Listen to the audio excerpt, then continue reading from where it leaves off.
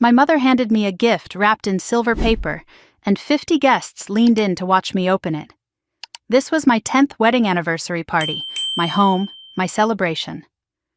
I had spent 3 weeks planning every detail, and now Patricia Rhodes stood before me with that smile I had learned to fear since childhood, the one that promised pain disguised as love. I pulled the ribbon, lifted the lid. Inside lay a faded handkerchief, yellowed at the edges, familiar in a way that made my stomach drop. I recognized it immediately. I had given this exact handkerchief to my mother 3 years ago for Mother's Day. She was returning it to me now, at my own anniversary party, in front of everyone I knew. Patricia's voice rang clear across the silent room. "We thought you deserved something that matched your worth to this family, Victoria. After all, you always did think you were too good for hand-me-downs." Laughter rippled through certain corners of the room. My father Harold chuckled from his position near the fireplace. Some guests shifted uncomfortably, others looked away. I did not cry. I did not scream. I did not run to the bathroom to hide my tears like I had done so many times before.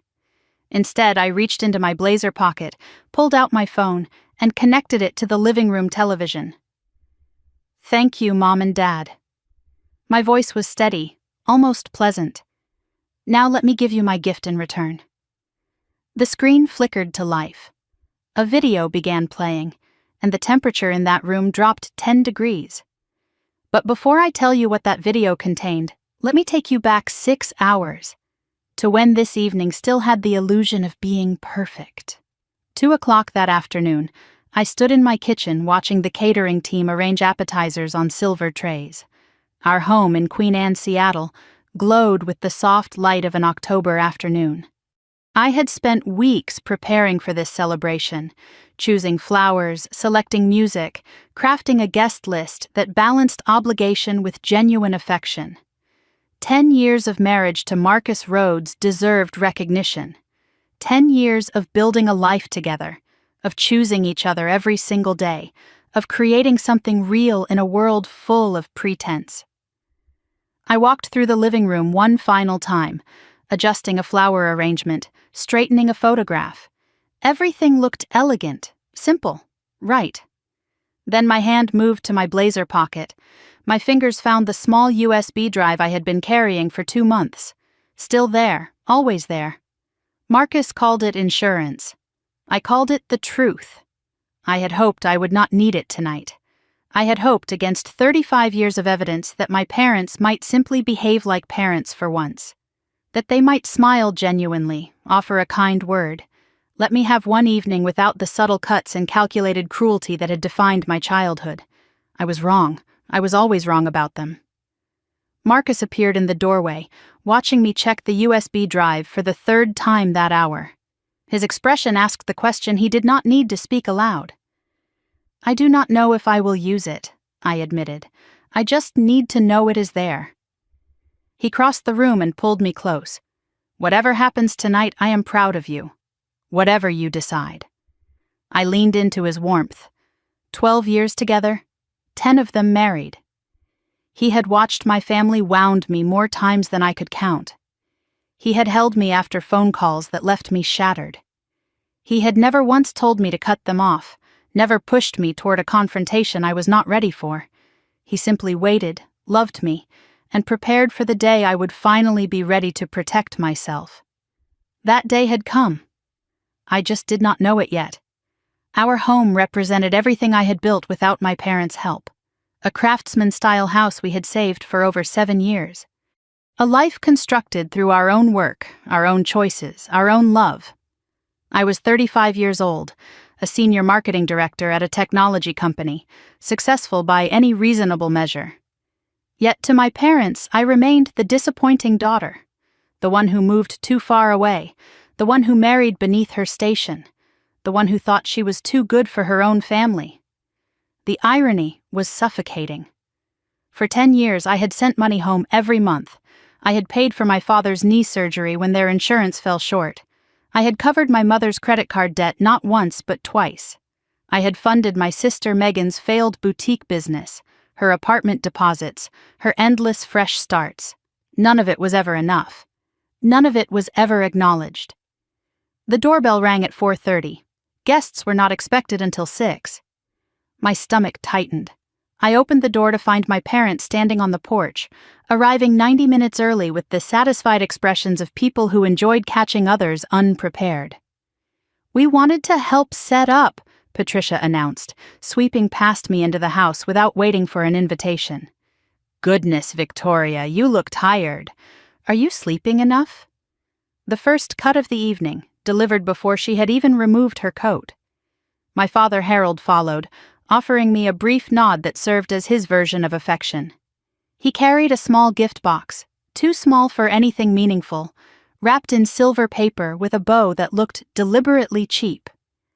I watched them move through my home, commenting on the furniture arrangement, the choice of flowers, the catering menu I had spent weeks perfecting.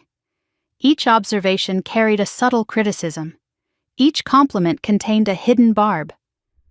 Aunt Caroline arrived next, my mother's older sister and the only member of my extended family who had ever truly seen me. She hugged me longer than necessary and whispered against my ear, "I am here. Whatever happens, I am here." My pulse quickened. Caroline knew about the USB drive. She had helped me gather some of what it contained. Her presence was not coincidental, it was reinforcement.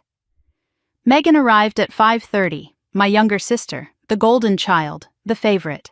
She wore a designer dress I recognized from a boutique we had passed together 3 months ago. She had mentioned she could not afford it. Apparently, our parents had solved that problem, as they always did for her. Megan's greeting was warm but nervous. Her eyes darted around the room, unable to settle on anything or anyone. She knew something was wrong. I could see it in the way she flinched when Patricia laughed too loudly at nothing. By 6:15, the house had filled with 50 guests. Colleagues from my company, neighbors who had become friends, Marcus's business partners and their wives, a careful mix of people who represented the life I had built far from my parents' shadow. The string quartet played softly in the corner. Champagne flowed. Conversations hummed with the pleasant energy of people enjoying themselves. But I could not relax. I watched my parents work the room, charming the guests who did not know them, performing the roles of loving mother and proud father with practiced ease. I heard Patricia tell a neighbor that I had always been ambitious, some might say too ambitious for a woman. I watched Harold corner Marcus's colleague and joke that his daughter had married an architect, as if that were something to apologize for. Each comment landed like a small knife. I collected them, added them to the pile I had been gathering for 35 years. At 7:45, Patricia called for everyone's attention. Her voice cut through the music, the conversations, the carefully constructed piece of my evening. "Before we toast the happy couple, Harold and I have a special gift for our daughter." The room gathered. Phones emerged to capture the moment. This was supposed to be heartwarming. This was supposed to be love. My hand moved to my pocket, found the USB drive. Patricia's smile was too bright. Harold's smirk was barely concealed. They were enjoying this. They had planned this. She handed me the silver-wrapped box. "Open it, sweetheart.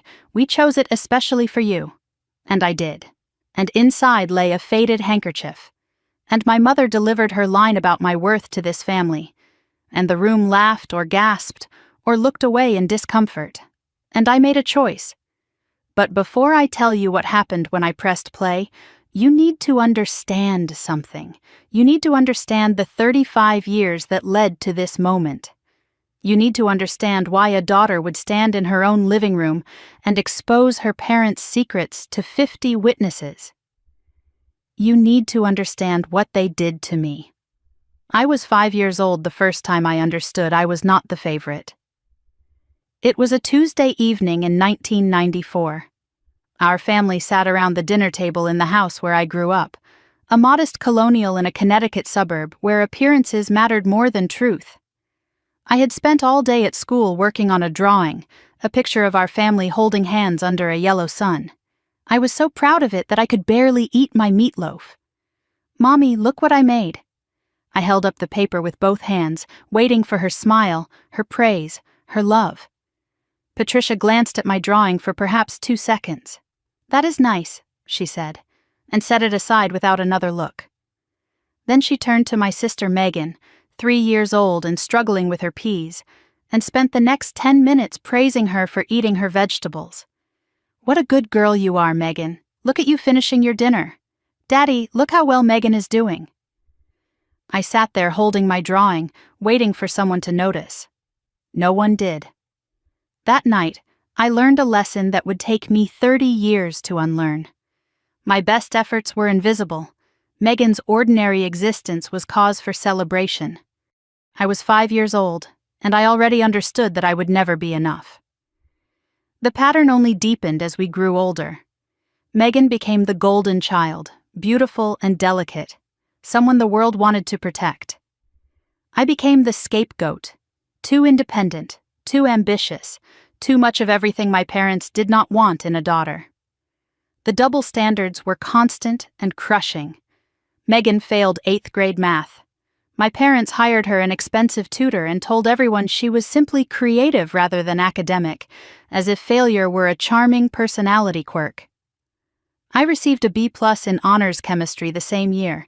My father looked at my report card and asked why it was not an A. "Your sister would have tried harder," he said. Megan had never taken an honors class in her life.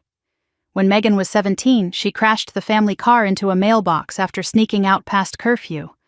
My father bought her a new car the following week because she needed reliable transportation. When I was 17, I asked to borrow the car to attend my senior prom. My mother told me I could take the bus because I needed to learn responsibility. Megan dropped out of college twice. There were no consequences, only more funding for her next fresh start. I worked 2 jobs throughout my undergraduate years because my parents decided that since I wanted independence, I could pay for it myself. My independence was not a choice. It was a punishment for being the wrong kind of daughter. I used to believe that if I achieved enough, they would finally see me. Valedictorian, full scholarship to graduate school. Dean's List every semester, a corner office before I turned 30. None of it mattered. I could have cured cancer, and my mother would have asked why I had not cured it faster. The cruelest irony came later, when I became the family's financial lifeline despite being the disappointing daughter. It started when I was 24, fresh out of graduate school and working my first real job. Patricia called me crying, her voice thick with panic. "We are behind on the mortgage, Victoria.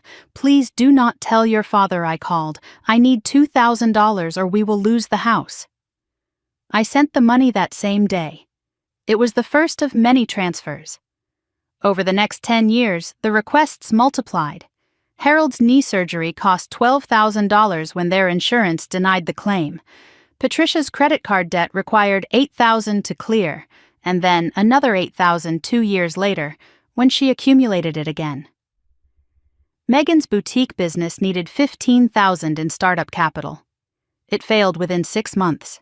Megan's fresh start apartment required a $3,000 deposit when her latest boyfriend abandoned her.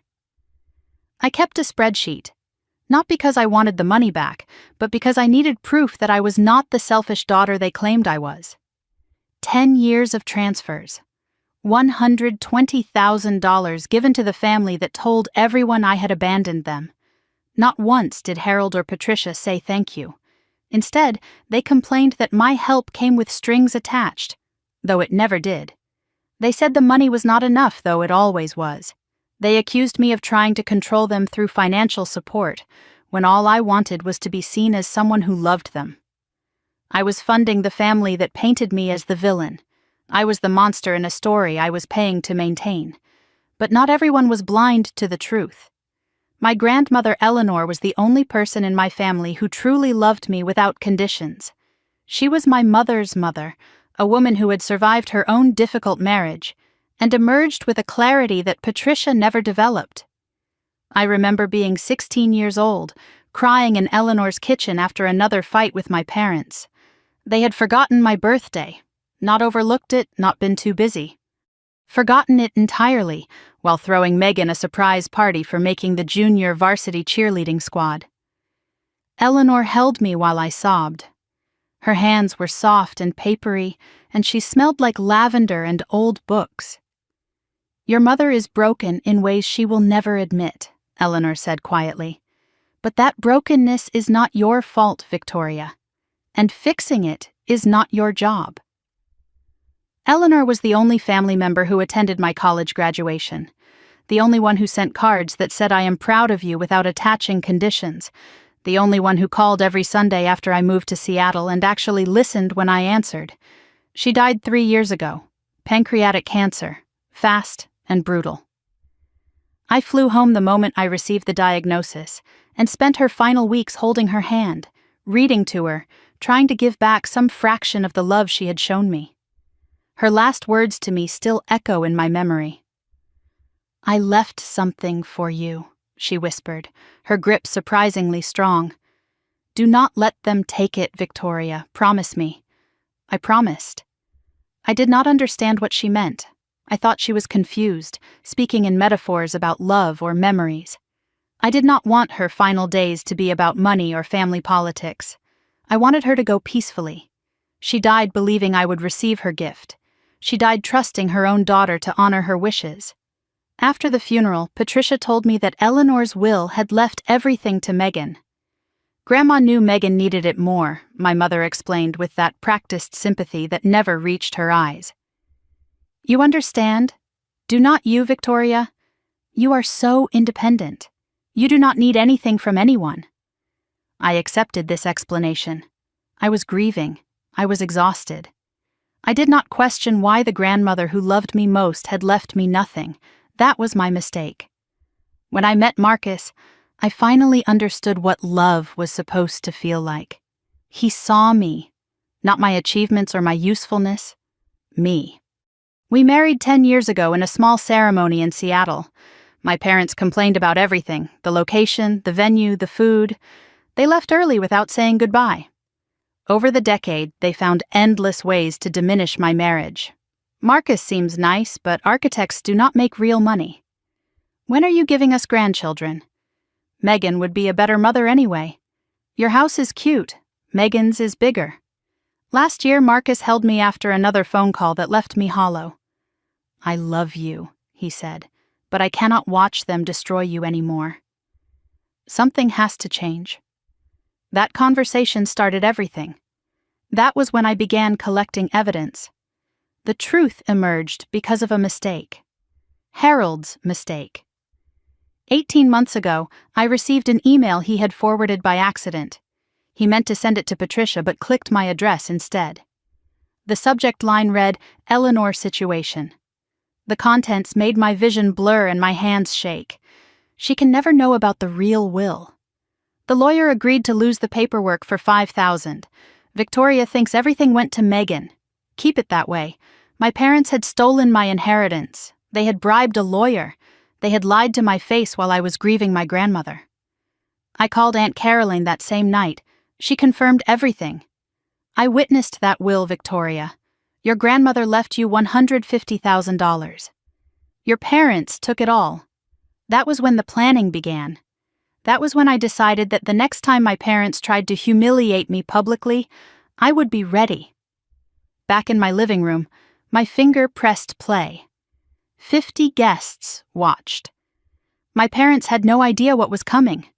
They thought I would cry or scream or run away like I always had. But I was not the same Victoria who accepted their cruelty in silence. The first frame appeared on the screen. The screen flickered to life and my parents' smiles began to die. The first image appeared in high definition on the 65-inch television I had purchased last year. A screenshot of a group chat. The family group chat I had been removed from 3 years ago. The one Patricia claimed had been accidentally deleted when she got a new phone. It was not deleted, it was hidden. And I had obtained the entire history through Aunt Caroline, who remained a member and had been quietly documenting everything for months. A title card appeared, white text against a black background. "What my parents say about me when they think I cannot hear." The silence in the room was absolute. 50 pairs of eyes shifted from the screen to Harold and Patricia, then back again. The string quartet had stopped playing. Even the catering staff had frozen in place. Patricia's voice cut through the stillness, sharp with panic. "Victoria, turn that off right now." I did not move, did not respond. My eyes stayed fixed on the screen as the first message appeared. It was dated 18 months ago, sent from Patricia to the family group. Victoria called again asking about Christmas plans. I told her we are busy. The less she comes around, the better. She always ruins the mood with her attitude. Someone near the window inhaled sharply. I recognized the sound. It was Mrs. Patterson, my 72-year-old neighbor who had known my parents socially for years. The first crack in the room's composure. The messages continued scrolling. Each one a knife I had already felt, but now the wounds were visible to everyone. Harold, 6 months ago. "She thinks she is better than us because she has a fancy job. Wait until she needs something. Then we will see how independent she really is." Patricia, responding immediately. "She has always been ungrateful. I gave her everything, and she acts like we owe her." I watched my father's face as his words appeared on screen. He had gone pale, his jaw clenched so tight I could see the vein pulsing at his temple. My mother gripped his arm, her knuckles white. The video continued, relentless. I had organized the messages chronologically, letting the pattern speak for itself.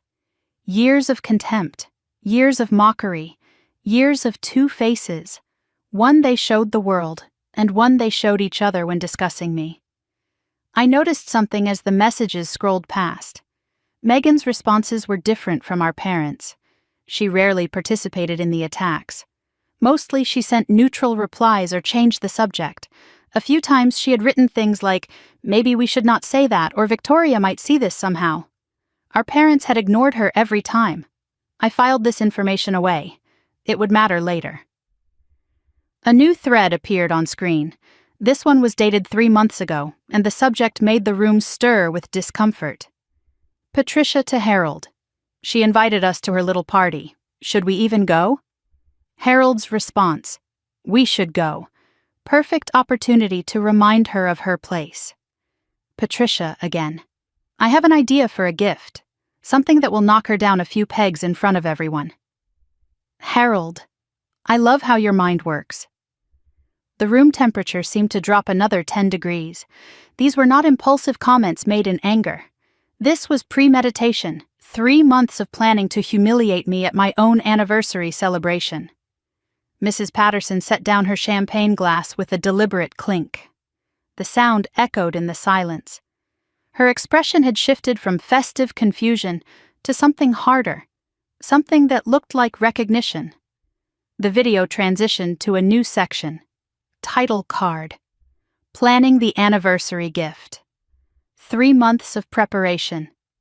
More messages appeared, Patricia texting a friend who was not part of the family group.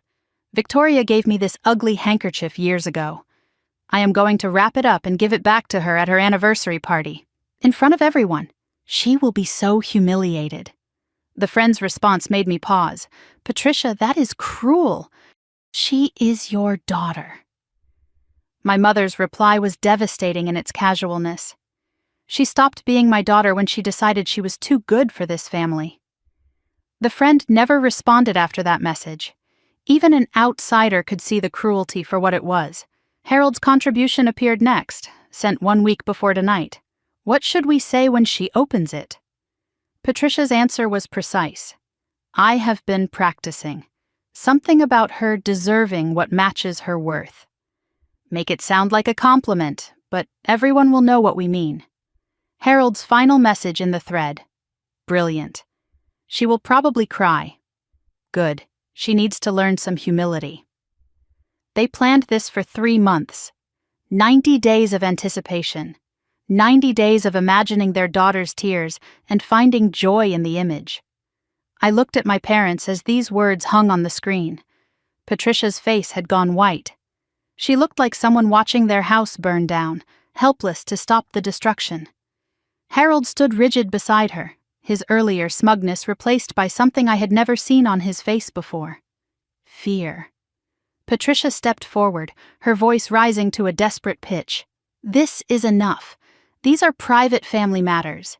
Victoria, you are airing our dirty laundry in front of strangers. I turned to face her. My voice was level, almost clinical. 3 hours ago, you aired my worth to this family in front of these same people. You called me worthless in front of my husband's colleagues, my neighbors, my friends. You planned it for 3 months. You enjoyed the thought of my tears. I let the words settle into the silence.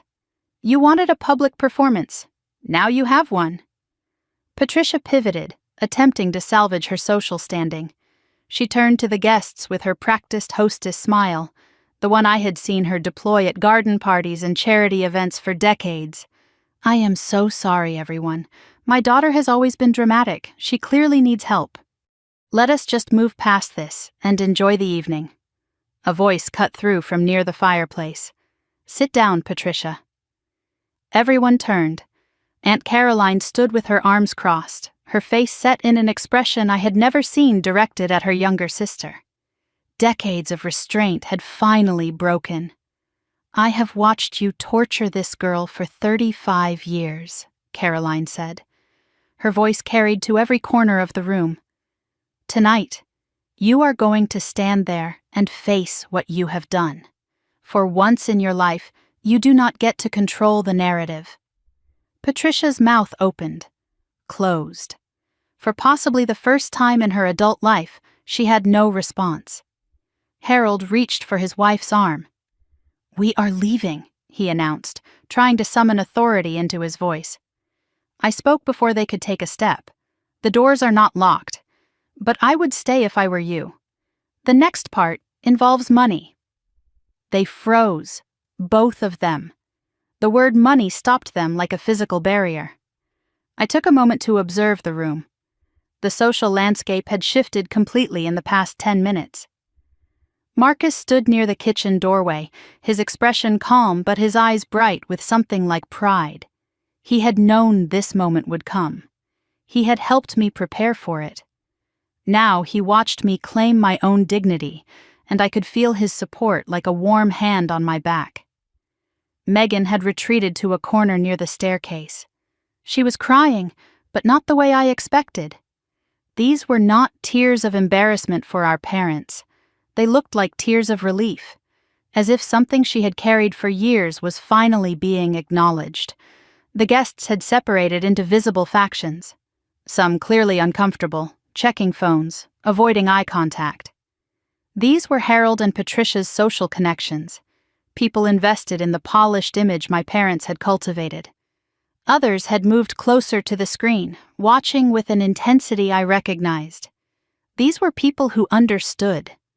People who had perhaps lived something similar. Sandra, a colleague from my company, stood near the bookshelf. She was 58, divorced 3 years ago after discovering her own family's betrayals. Tears streamed down her face as she watched the messages scroll past. She whispered to no one in particular. I wish I had done this 20 years ago. Mrs. Patterson caught my eye across the room and gave me a small, firm nod. The older woman understood what was happening. She had seen this before, maybe in her own life, maybe in the lives of others. Her nod was permission and approval and solidarity all at once. The text messages faded from the screen. A moment of black. Patricia seized the pause. Are you satisfied now? You have humiliated us in front of everyone. Is this what you wanted? I considered her question carefully before answering. No. What I wanted was parents who loved me. I realized a long time ago that I could not have that. So I settled for the truth. I turned back to the television and pressed another button on my phone. That was the written evidence, I announced to the room. Now let me show you what they sound like when they think no one is recording. A new title card appeared. Audio recordings. What love sounds like in the Rhodes family. The first recording began to play. My mother's voice filled the room, but not the Patricia these guests knew. This was Patricia at home, unguarded, speaking to my father in the kitchen of their Connecticut house. I cannot believe she is actually throwing an anniversary party. 10 years married to that mediocre architect. What is there to celebrate? She probably just wants attention. She always did. Harold's laugh came through the speakers, cruel and dismissive. Let her have her little party. We will make sure she remembers who she really is. The room was frozen. No one moved. No one breathed. The recordings would play for 7 minutes. 7 minutes containing 10 years of conversations I was never meant to hear. By the time the last one ended, there would be no more pretending. For any of us. There is something uniquely devastating about hearing your mother's real voice, the one she uses when she thinks you cannot hear. The first recording filled my living room with a conversation I had obtained 14 months ago. It was a phone call between Patricia and her friend Deborah, captured by Aunt Caroline during a visit to my parents' house. Caroline had kept her phone recording in her purse, hidden beneath a scarf, while Patricia chatted in the kitchen, unaware that her words were being preserved forever. Victoria sent money again. My mother's voice was casual, almost bored. You would think that would make her less insufferable, but no. She attaches these little notes asking how we are doing, like she actually cares. She just wants to feel superior. She has been like that since she was a child, always needing to be the martyr. Deborah's response came through clearly. She does send quite a lot, though, does she not? That is her guilt money. Patricia laughed, and the sound made several guests flinch. She abandoned us for Seattle, married that nobody architect, and now she throws cash at us to ease her conscience. Trust me, if she really loved us, she would move back home where she belongs. I watched my mother's face as her own recorded voice echoed through the room. She looked like she had aged 10 years in 30 seconds. The careful composure she had maintained through the text messages was cracking now. Audio was different from text. You could hear the contempt. You could feel the dismissal. Guilt money. I had skipped vacations to send those transfers. I had delayed contributing to my retirement account. I had said no to things I wanted because my family needed help, and she called it guilt money. The first recording faded. The second began immediately. I had edited them together to create maximum impact.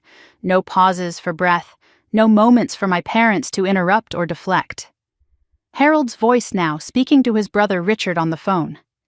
I had never been close to my uncle. Now I understood why.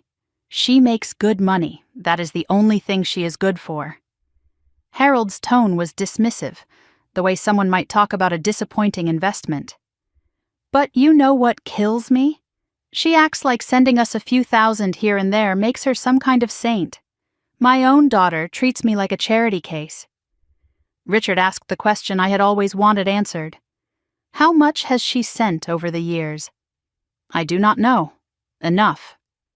Not as much as she could. She bought herself a fancy house in Seattle, but she cannot help her own father with more than scraps. Scraps. $120,000 over 10 years. Scraps. The video paused on the audio and transitioned to a new visual. A spreadsheet appeared on screen, one I had maintained for a decade, updated after every transfer, every emergency loan, every crisis I had funded. The title read, Financial Support, provided to Harold and Patricia Rhodes. 10-year summary. Line items appeared one by one, each number burning into the consciousness of everyone watching. Medical expenses, Harold's knee surgery, $12,000. Credit card debt, Patricia, cleared twice, $16,000. Home repairs, various emergencies, $18,000. Monthly support, averaged over 10 years, $60,000. Loans to Megan facilitated through parents, $14,000. The total appeared at the bottom of the screen, highlighted in red, $120,000.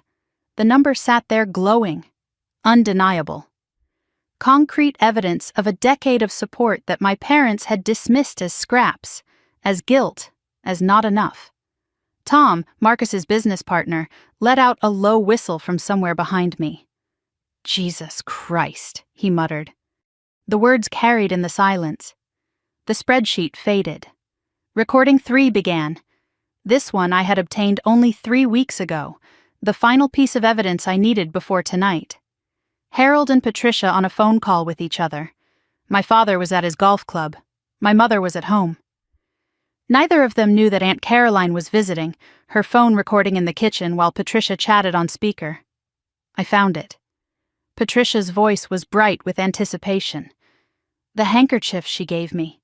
It is perfect. Harold sounded amused. You are really going to re-gift it? In front of everyone. I have been planning what to say. Something about her deserving what matches her worth. She will get the message. And if she cries? My mother laughed. The sound was unlike anything I had heard from her before, delighted and cruel, savoring the image of her daughter's tears like a fine wine. Then she cries.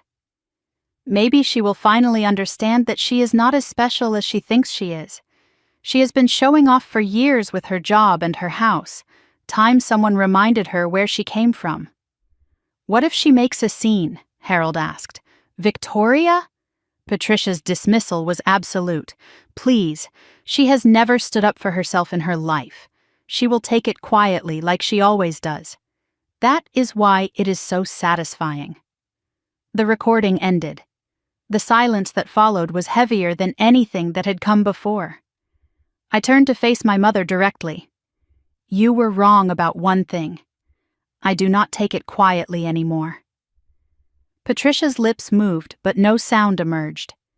For the first time in my memory, my mother had absolutely nothing to say.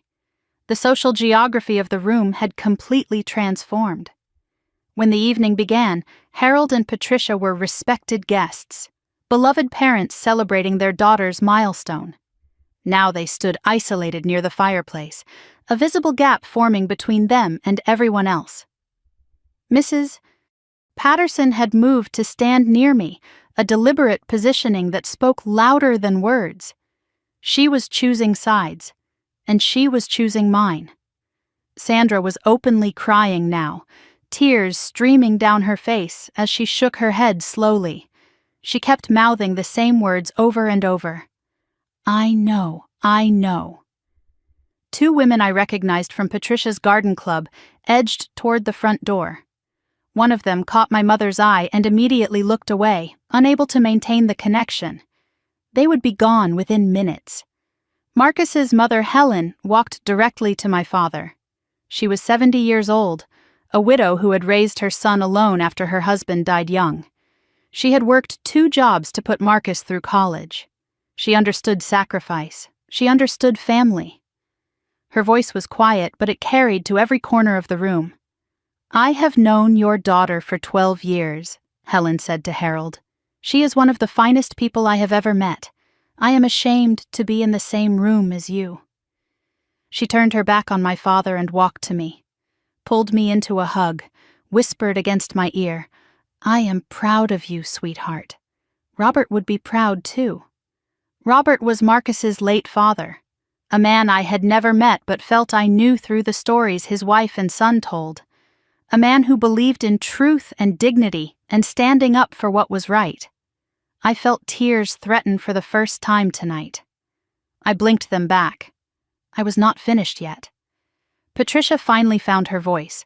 What emerged was not an apology. It was an attempt at manipulation, the same tactic she had used on me for 35 years. She began crying, loud, theatrical sobs that she had perfected over decades of getting her way. Her hands covered her face. Her body shook with performed grief. How could you do this to me? She wailed. I am your mother. I gave you life. I raised you.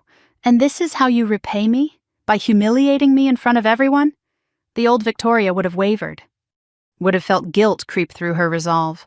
Would have rushed to comfort, to apologize, to smooth everything over and pretend the evidence on screen was somehow a misunderstanding. The old Victoria was dead. You gave me life, I said calmly. You did not give me love. You gave me criticism, comparison, and contempt. You took my money and called it guilt. You planned my humiliation for 3 months and called it a lesson. You stole my inheritance and called it necessary. Patricia's sobs stopped abruptly. Her eyes, still wet with theatrical tears, sharpened with something new. Fear. What inheritance? I do not know what you are talking about. I almost smiled. The mask had slipped. She had revealed herself. That is interesting, I said, because I have documentation that suggests otherwise. Documentation about Grandma Eleanor's will, the real one, the one you paid a lawyer $5,000 to make disappear. Harold stepped forward, trying to summon authority. Now wait just a minute. Sit down, Dad. The command in my voice surprised even me. But Harold sat. For the first time in 35 years, my father did exactly what I told him to do. I turned back to the screen and clicked to the next section of the video. A title card appeared. The Eleanor Rhodes Estate. What my parents never wanted me to know. I paused before playing it, addressed the room directly. For those who do not know, my grandmother Eleanor passed away 3 years ago. She was the only person in my family who ever loved me without conditions. Before she died, she told me she was leaving me something. She made me promise not to let anyone take it. My voice caught slightly. I steadied myself and continued. I never received anything. My parents told me Grandma left everything to my sister Megan. I believed them. I was grieving. I trusted them. I looked directly at Patricia and Harold. I should not have trusted them. Aunt Caroline stepped forward from her position near the fireplace. Her voice was clear and unwavering. I was there when my mother wrote her will. I witnessed it. I signed it. Eleanor left her estate equally divided between both granddaughters. Victoria's share was $150,000. Patricia's voice cracked with desperation. Caroline, you swore you would never. I swore I would protect my mother's wishes. Caroline's response was ice. That is exactly what I am doing. The next section of the video contained documents I had spent 18 months gathering. Bank records, email trails, a sworn statement from a lawyer who had rediscovered his conscience. By the time it finished playing, everyone in that room would know the full truth. My parents had not just insulted me. They had not just planned my humiliation. They had stolen my inheritance. They had betrayed a dying woman's final wishes. They had taken my last connection to the only person who ever made me feel like I belonged in my own family. And now, finally, they were going to answer for it. The screen filled with an image I had never been meant to see. My grandmother's real will. The document appeared in sharp detail, a legal form titled Last Will and Testament of Eleanor Marie Rhodes. The date showed it was signed 4 years ago. 2 witness signatures appeared at the bottom. One belonged to a notary named Margaret Whitfield. The other belonged to Aunt Caroline. I addressed the room as the document remained on screen. This is my grandmother's will. The original, not the version my parents showed me after she died. A section near the middle of the document glowed with yellow highlighting. Article 4, Distribution of Estate. I watched the guests lean forward to read the words that had been hidden from me for 3 years. I leave my estate to be divided equally between my 2 granddaughters, Victoria Ann Rhodes and Megan Elizabeth Rhodes. Each shall receive 50% of all liquid assets, estimated at $300,000 total. Someone dropped a glass. The sound of shattering crystal echoed through the silence, but no one moved to clean it up. Every eye remained fixed on the screen. $150,000, I said quietly. That was my grandmother's final gift to me. The gift my parents told me did not exist. Patricia's voice cut through the room, shrill with desperation. That document is fake. Eleanor changed her mind. She wanted everything to go to Megan. Aunt Caroline's response came immediately, cold as January ice. Eleanor never changed anything. You did. The video continued. I had organized the evidence methodically, building the case piece by piece the way a prosecutor might present to a jury. Document after document appeared on screen, each one another nail in the coffin of my parents' lies. The first exhibit was a bank statement from Eleanor's estate account. 2 withdrawals had been made 3 days after her death, before the will was even filed with the probate court. The amounts totaled $147,000. The receiving account belonged to Harold Rhodes.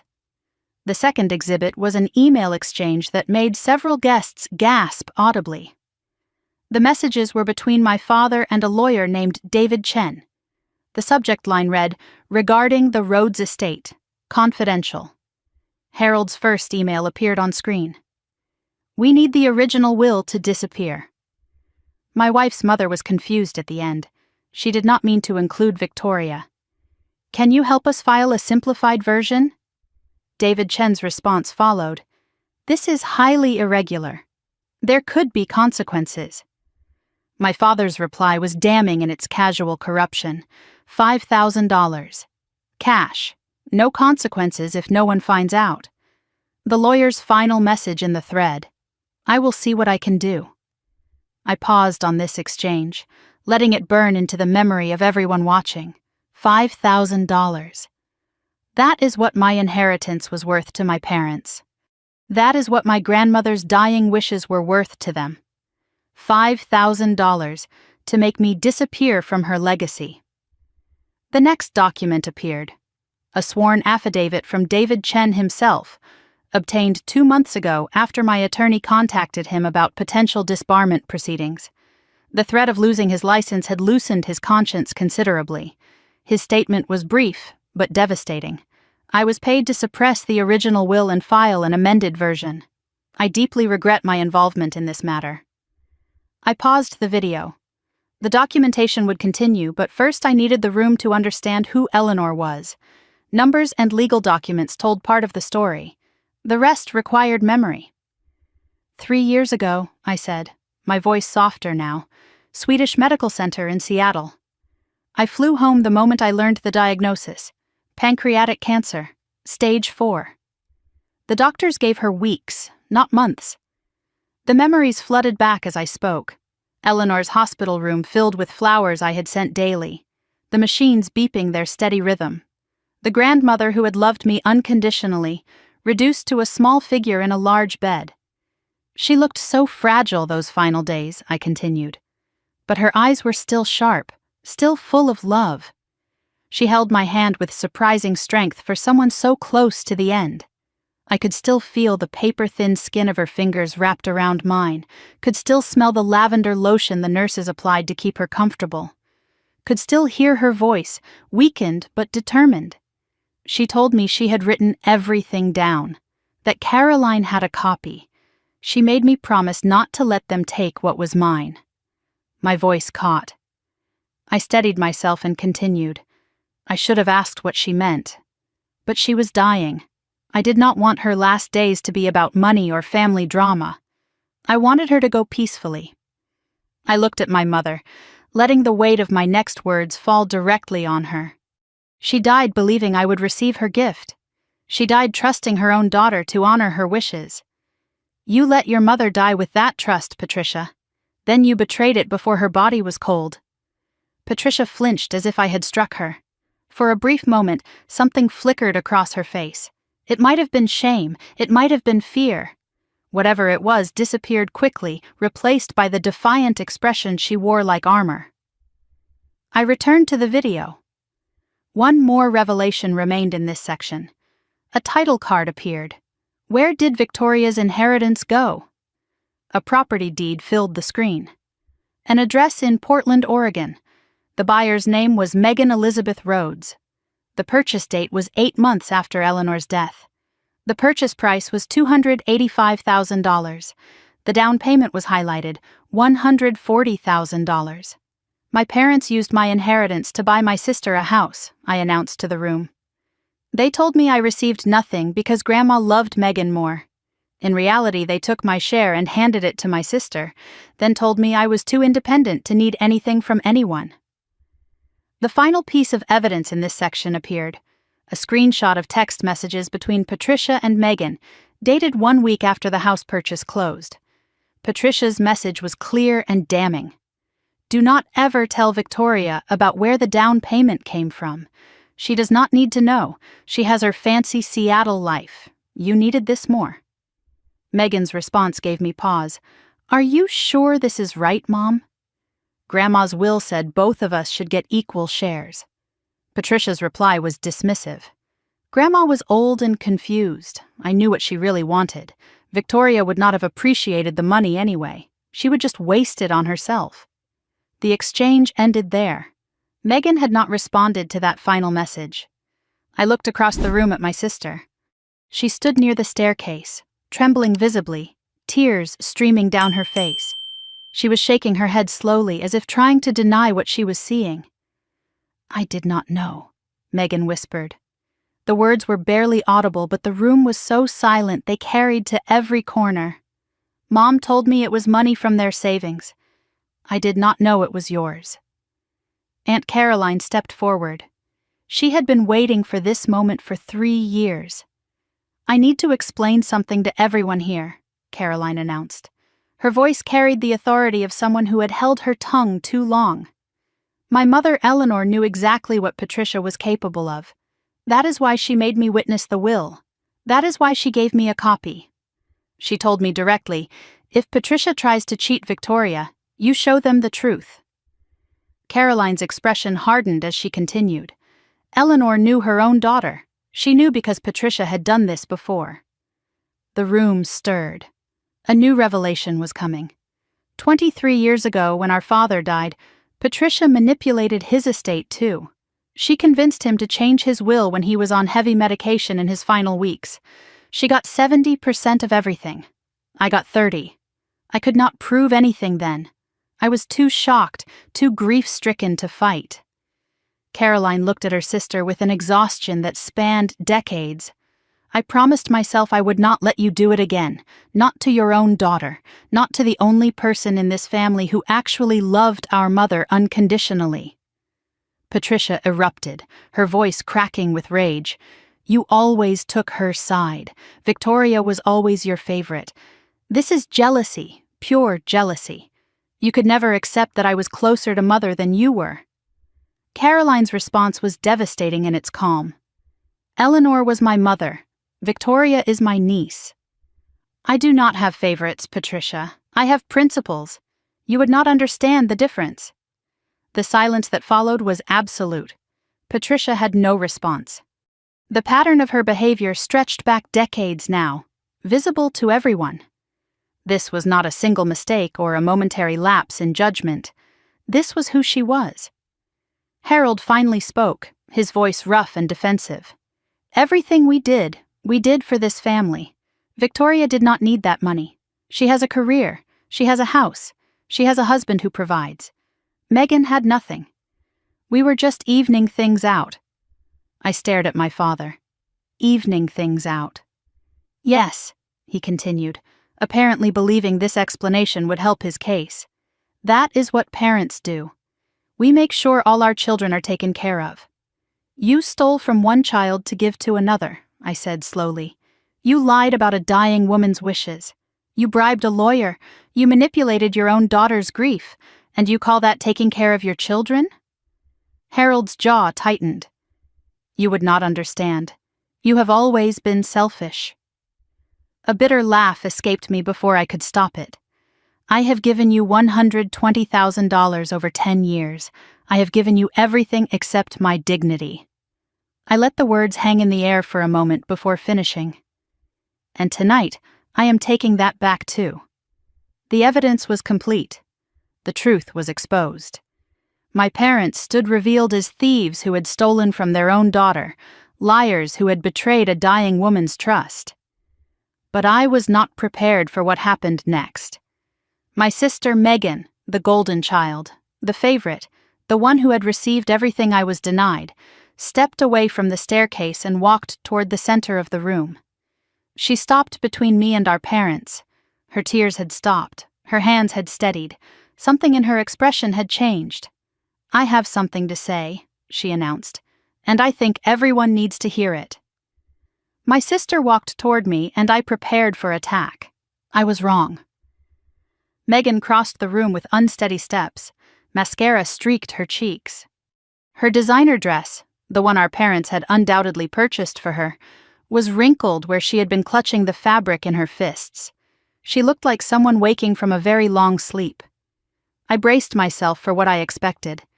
This was the moment Megan would defend our parents. This was where the golden child would protect the people who had given her everything. This was when their alliance would finally reveal itself openly, the three of them united against me as they had always been. But Megan walked past our parents without looking at them. She stopped directly in front of me, close enough that I could see her hands trembling. Her voice was barely a whisper, but in the absolute silence of the room, everyone heard every word. "I am sorry. I am so sorry, Victoria. I did not know about the will. I swear I did not know." Patricia's voice cut through immediately, sharp with panic. "Megan, do not say another word. Come stand with your family." Megan turned slowly to face our mother. Something had changed in her expression. The fragile golden child was gone. In her place stood a woman who had just realized she had been used as a weapon against her own sister for 32 years. "I am standing with my family," Megan said, "for the first time in my life."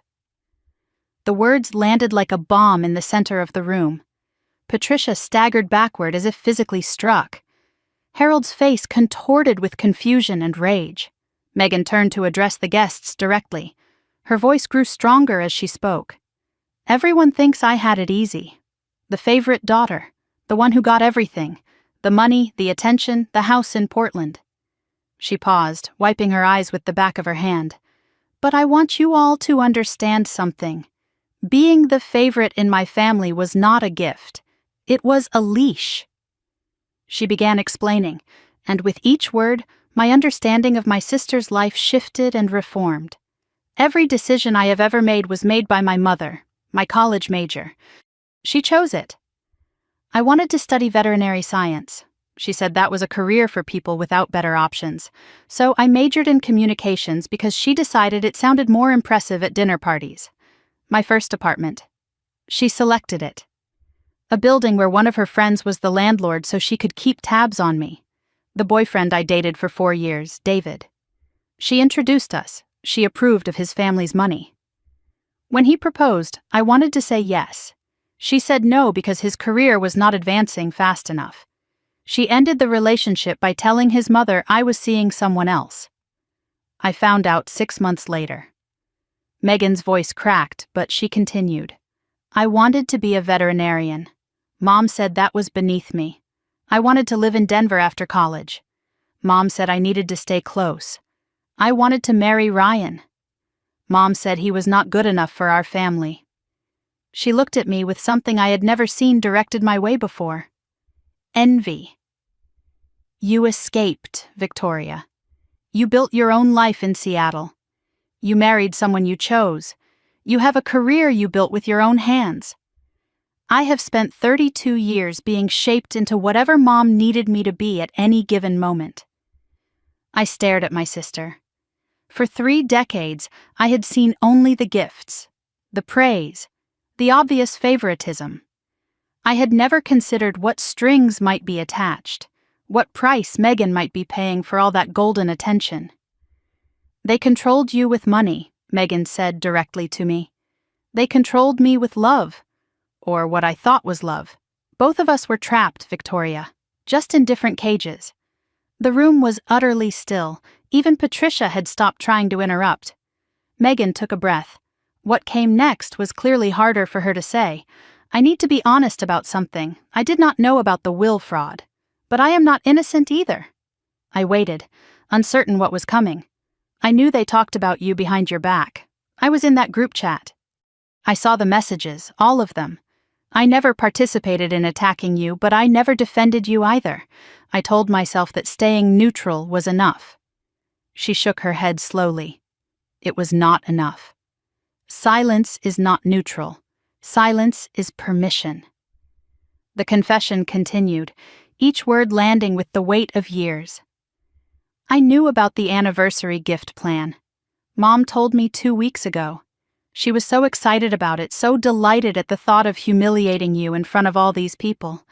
I told her it was cruel. She said you deserved to be taken down a few pegs." "Victoria," Megan said, meeting my eyes. "I should have warned you." "You still came," I said, "knowing what they planned. You still walked through my door tonight. I came to warn you." Megan pulled out her phone. Her fingers moved across the screen for a moment before she turned it toward me. A text message glowed in the dim light, time-stamped at 6:47 that evening. 2 hours before the party officially began. "Victoria, please call me before the party. It is important. Mom is planning something. I am scared for you." I pulled out my own phone and checked. The message was there in my texts, sitting unread among dozens of others. I had been too busy with last-minute preparations to notice it. "I tried," Megan whispered. "I should have tried harder. I should have called you directly instead of texting. But I was afraid of what Mom would do if she found out I warned you." I looked at my sister with new eyes. Not the golden child who had stolen everything I deserved. A fellow prisoner who had been controlled through different means, but controlled nonetheless. Patricia could not accept what was happening. Both of her tools, both of her daughters, were slipping from her grasp simultaneously. She rushed toward Megan and grabbed her arm, fingers digging into flesh. "Megan, sweetheart, you do not know what you are saying. Victoria has manipulated you somehow. She has always been jealous of our bond. Do not let her turn you against your own mother." Megan pulled her arm free with a sharp motion. "You grabbed my arm exactly like that when I tried to leave for Denver. You held me exactly like that when I wanted to see Ryan one last time after you ended things. You have been holding on to me my whole life, Mom." She stepped back, putting physical distance between herself and Patricia. "I am done." Patricia's tactics shifted instantly. The wounded mother disappeared, replaced by cold fury. "After everything I have done for you, I made you who you are. Without me, you would be nothing. You would be like her." She pointed at me with undisguised contempt. The room gasped collectively.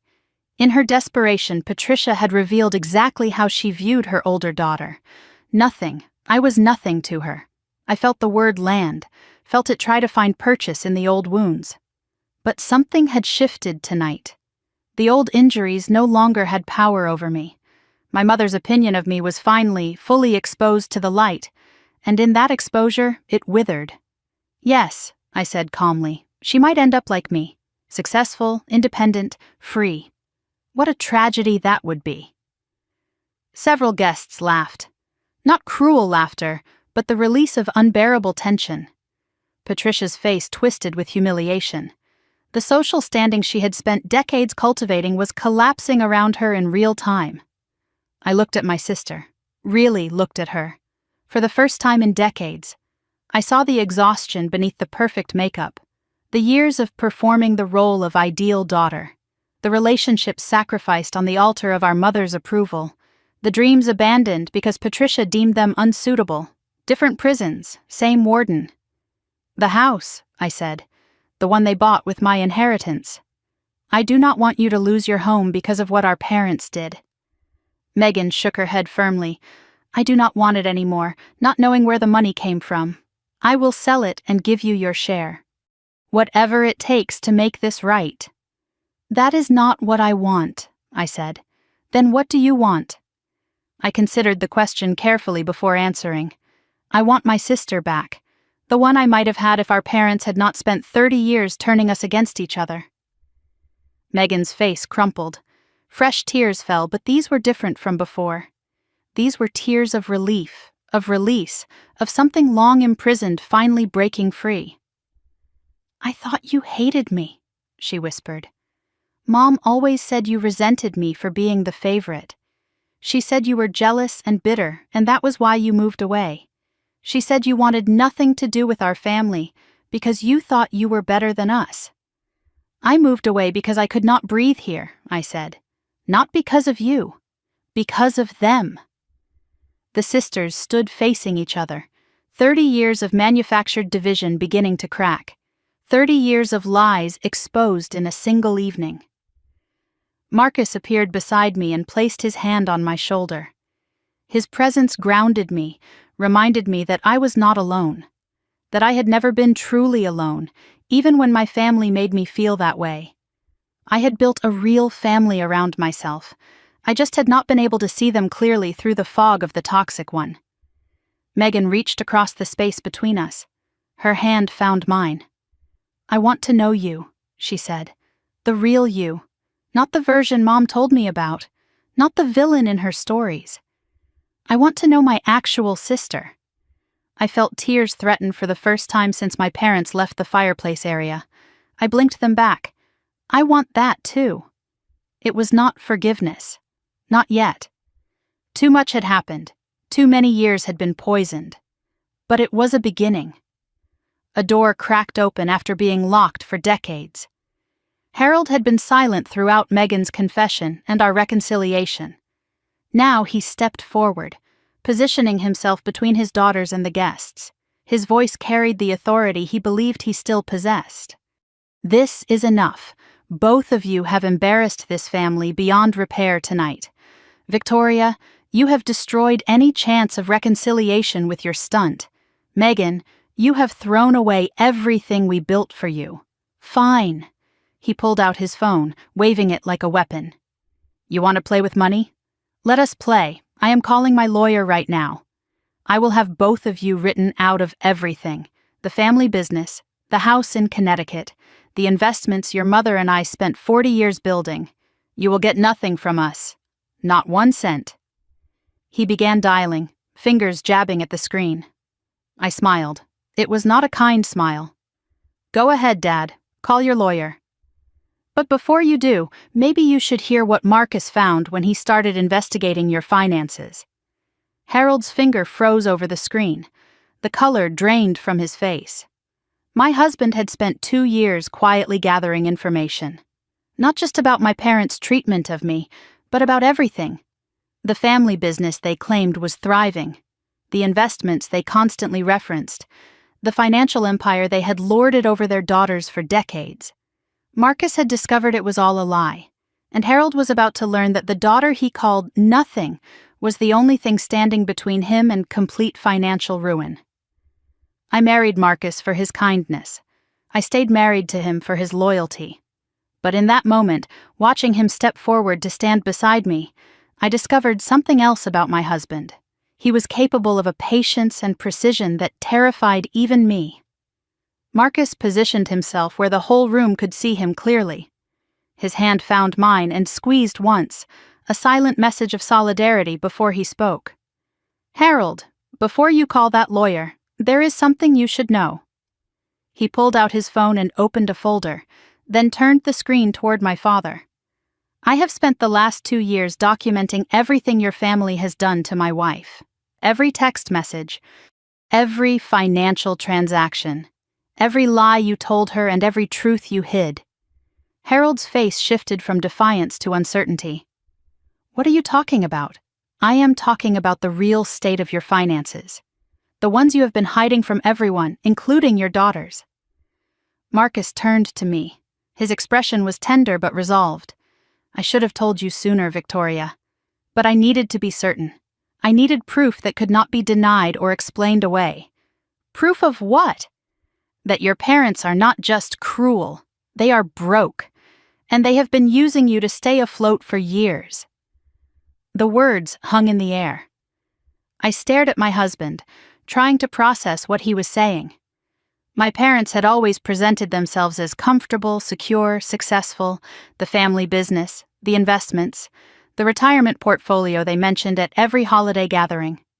Marcus connected his phone to the television. The video I had prepared was finished, but a new presentation appeared on screen now, one I had never seen before. The title read, "The Rhodes Family Finances: The Truth Behind the Facade." "Let me take everyone back 2 years, Marcus said, addressing the room as much as me. To the night everything changed. The screen showed a date, a Tuesday evening. I remembered that night immediately. Victoria came home from work and called her mother. Patricia needed money again, $5,000 for what she claimed were unexpected medical bills. Victoria agreed to send it, as she always did. Marcus paused, his jaw tightening with remembered anger. Then Patricia said something before hanging up.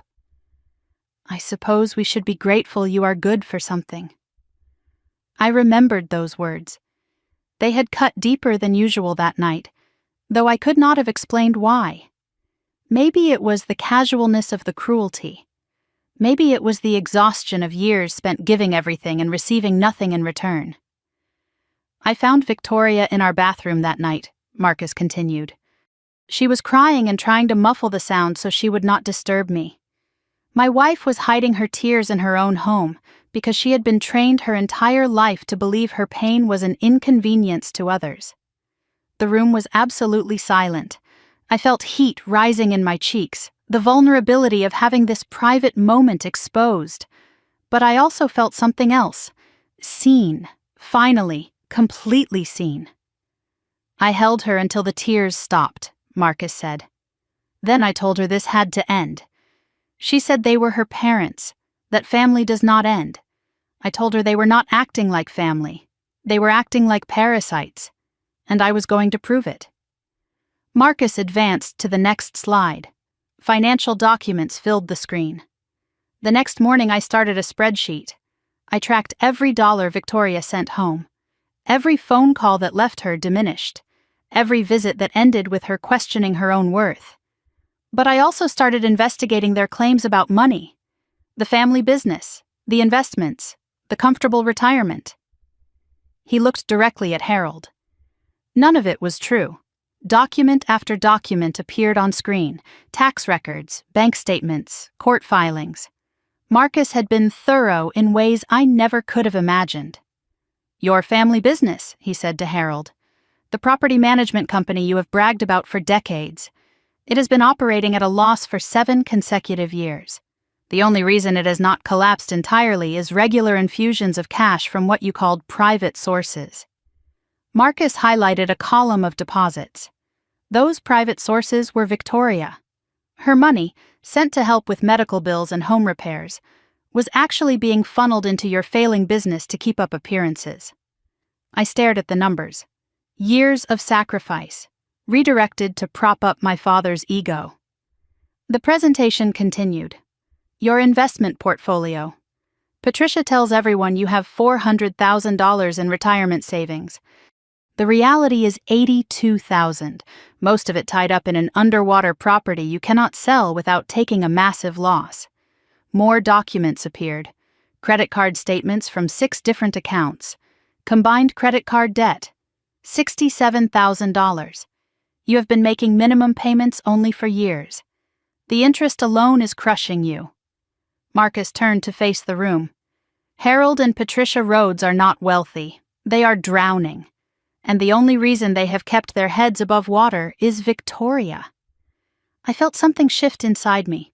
For 35 years I had believed I was the disappointment, the failure, the daughter who could never do enough to earn her parents' love or approval. The truth was the exact opposite. I was the foundation holding up their entire facade. Without me, they crumbled. There is one more thing, Marcus said, his voice hardening. Something I kept from you, Victoria, because I did not want to cause you more pain than necessary. He pulled up another document. A loan agreement with my father's signature at the bottom. 3 years ago, Harold came to me privately. He said he needed $30,000 for a business opportunity. He claimed it was time-sensitive and that he would repay me within 6 months. He begged me not to tell you because he said it would damage his pride and make you worry unnecessarily. I stared at the document. You gave him $30,000? I did, from our joint savings. I believed him when he said he would pay it back. I trusted him because he was your father. Marcus's voice went cold. He never repaid a single cent. When I followed up after 6 months, he stopped returning my calls. When I mentioned it at Christmas dinner that year, Patricia told me I was being tacky by discussing money during family time. I turned to Harold. My voice was quiet but carried to every corner of the room. You borrowed money from my husband behind my back.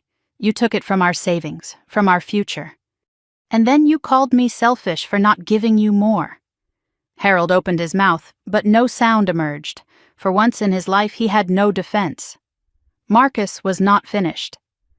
Let me show everyone what happens if Victoria stops supporting her parents. A simple calculation appeared on screen. Monthly expenses for Harold and Patricia, $8,200. Monthly income from Social Security and business, $3,100. Monthly shortfall, $5,100.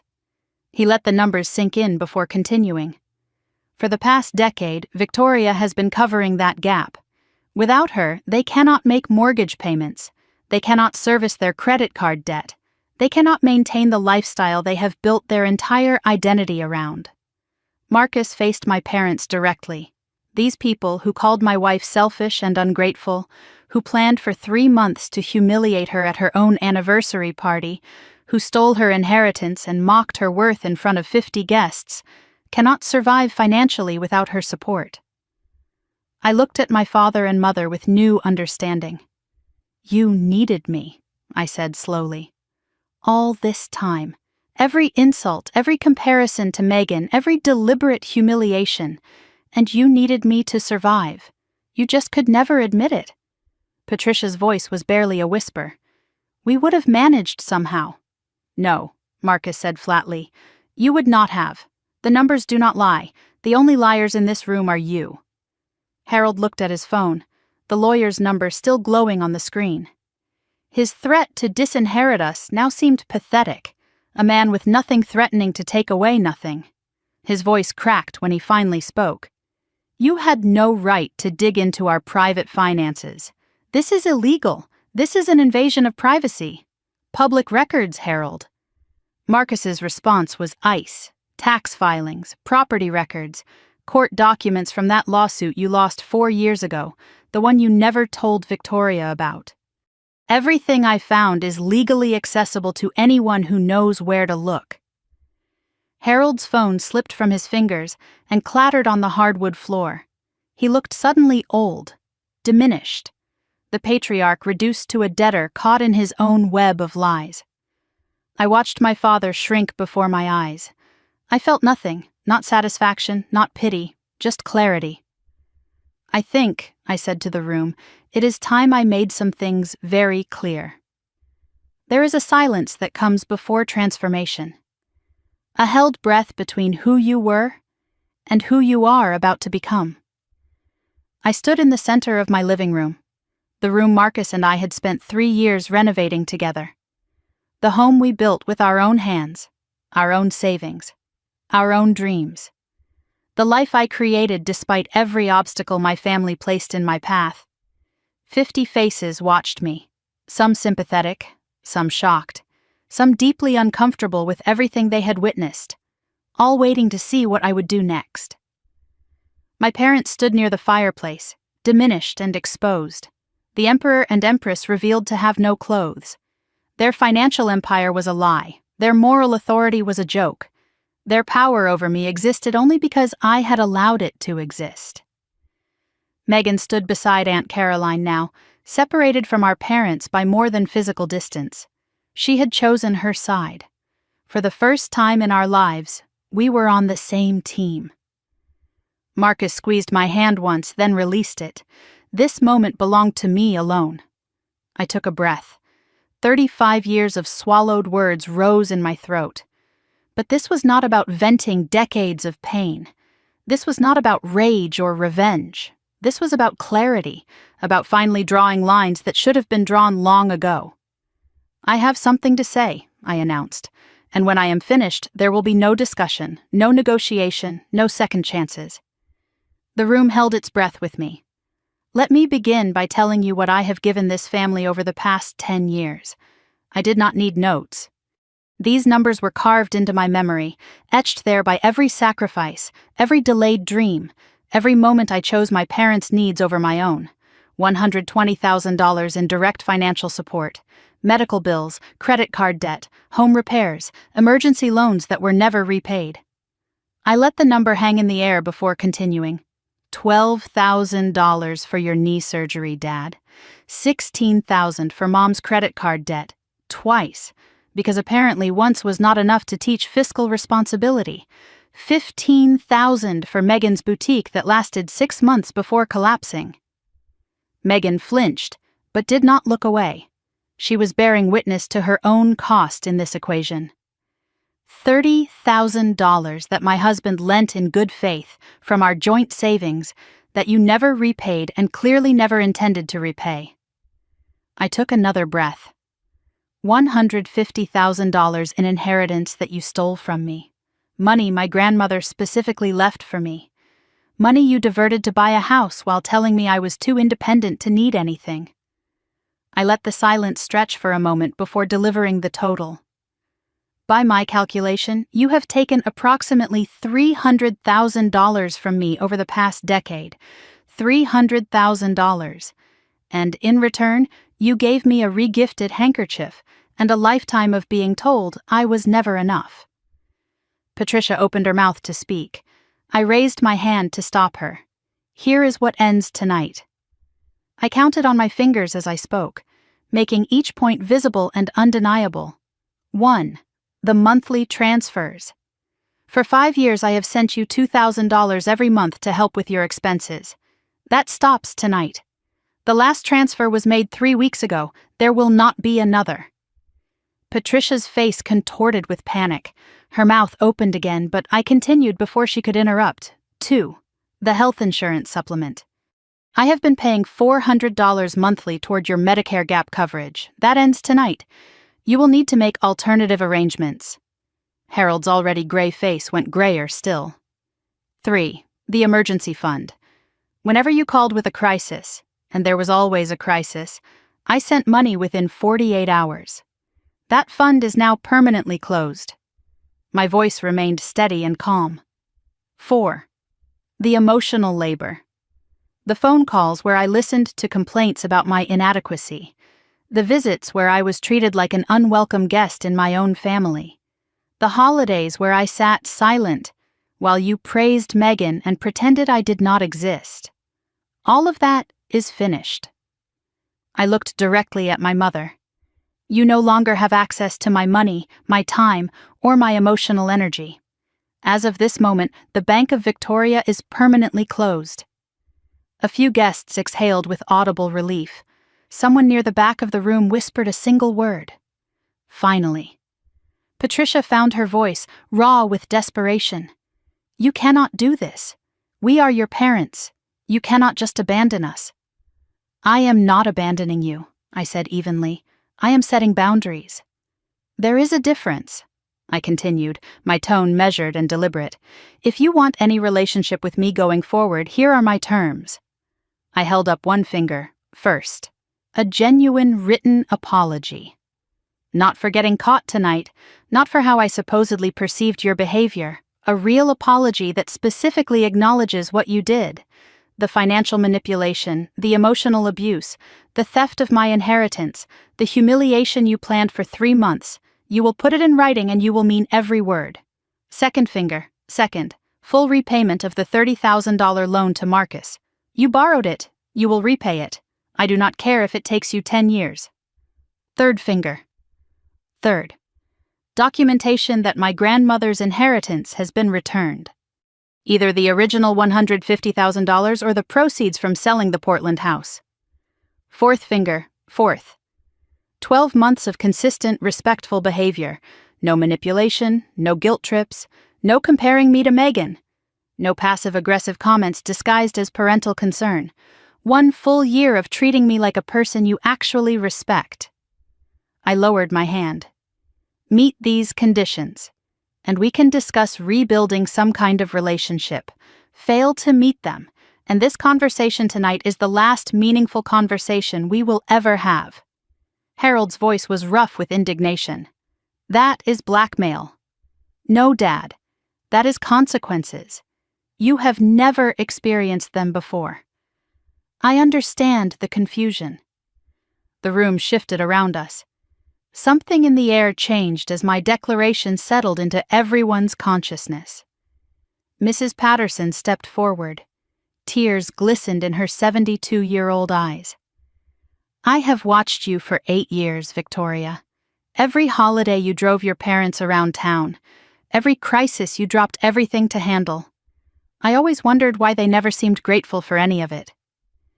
She turned to Harold and Patricia, her expression hardening with undisguised contempt. Now I understand. Shame on both of you." Sandra spoke next, her voice trembling with emotion. "I stayed quiet for 20 years while my own family did something similar to me. I kept the peace until there was no peace left inside me to keep. Victoria, what you did tonight, I wish I had found that courage decades ago." Marcus's mother Helen approached Patricia directly. Her voice was quiet but cut like broken glass.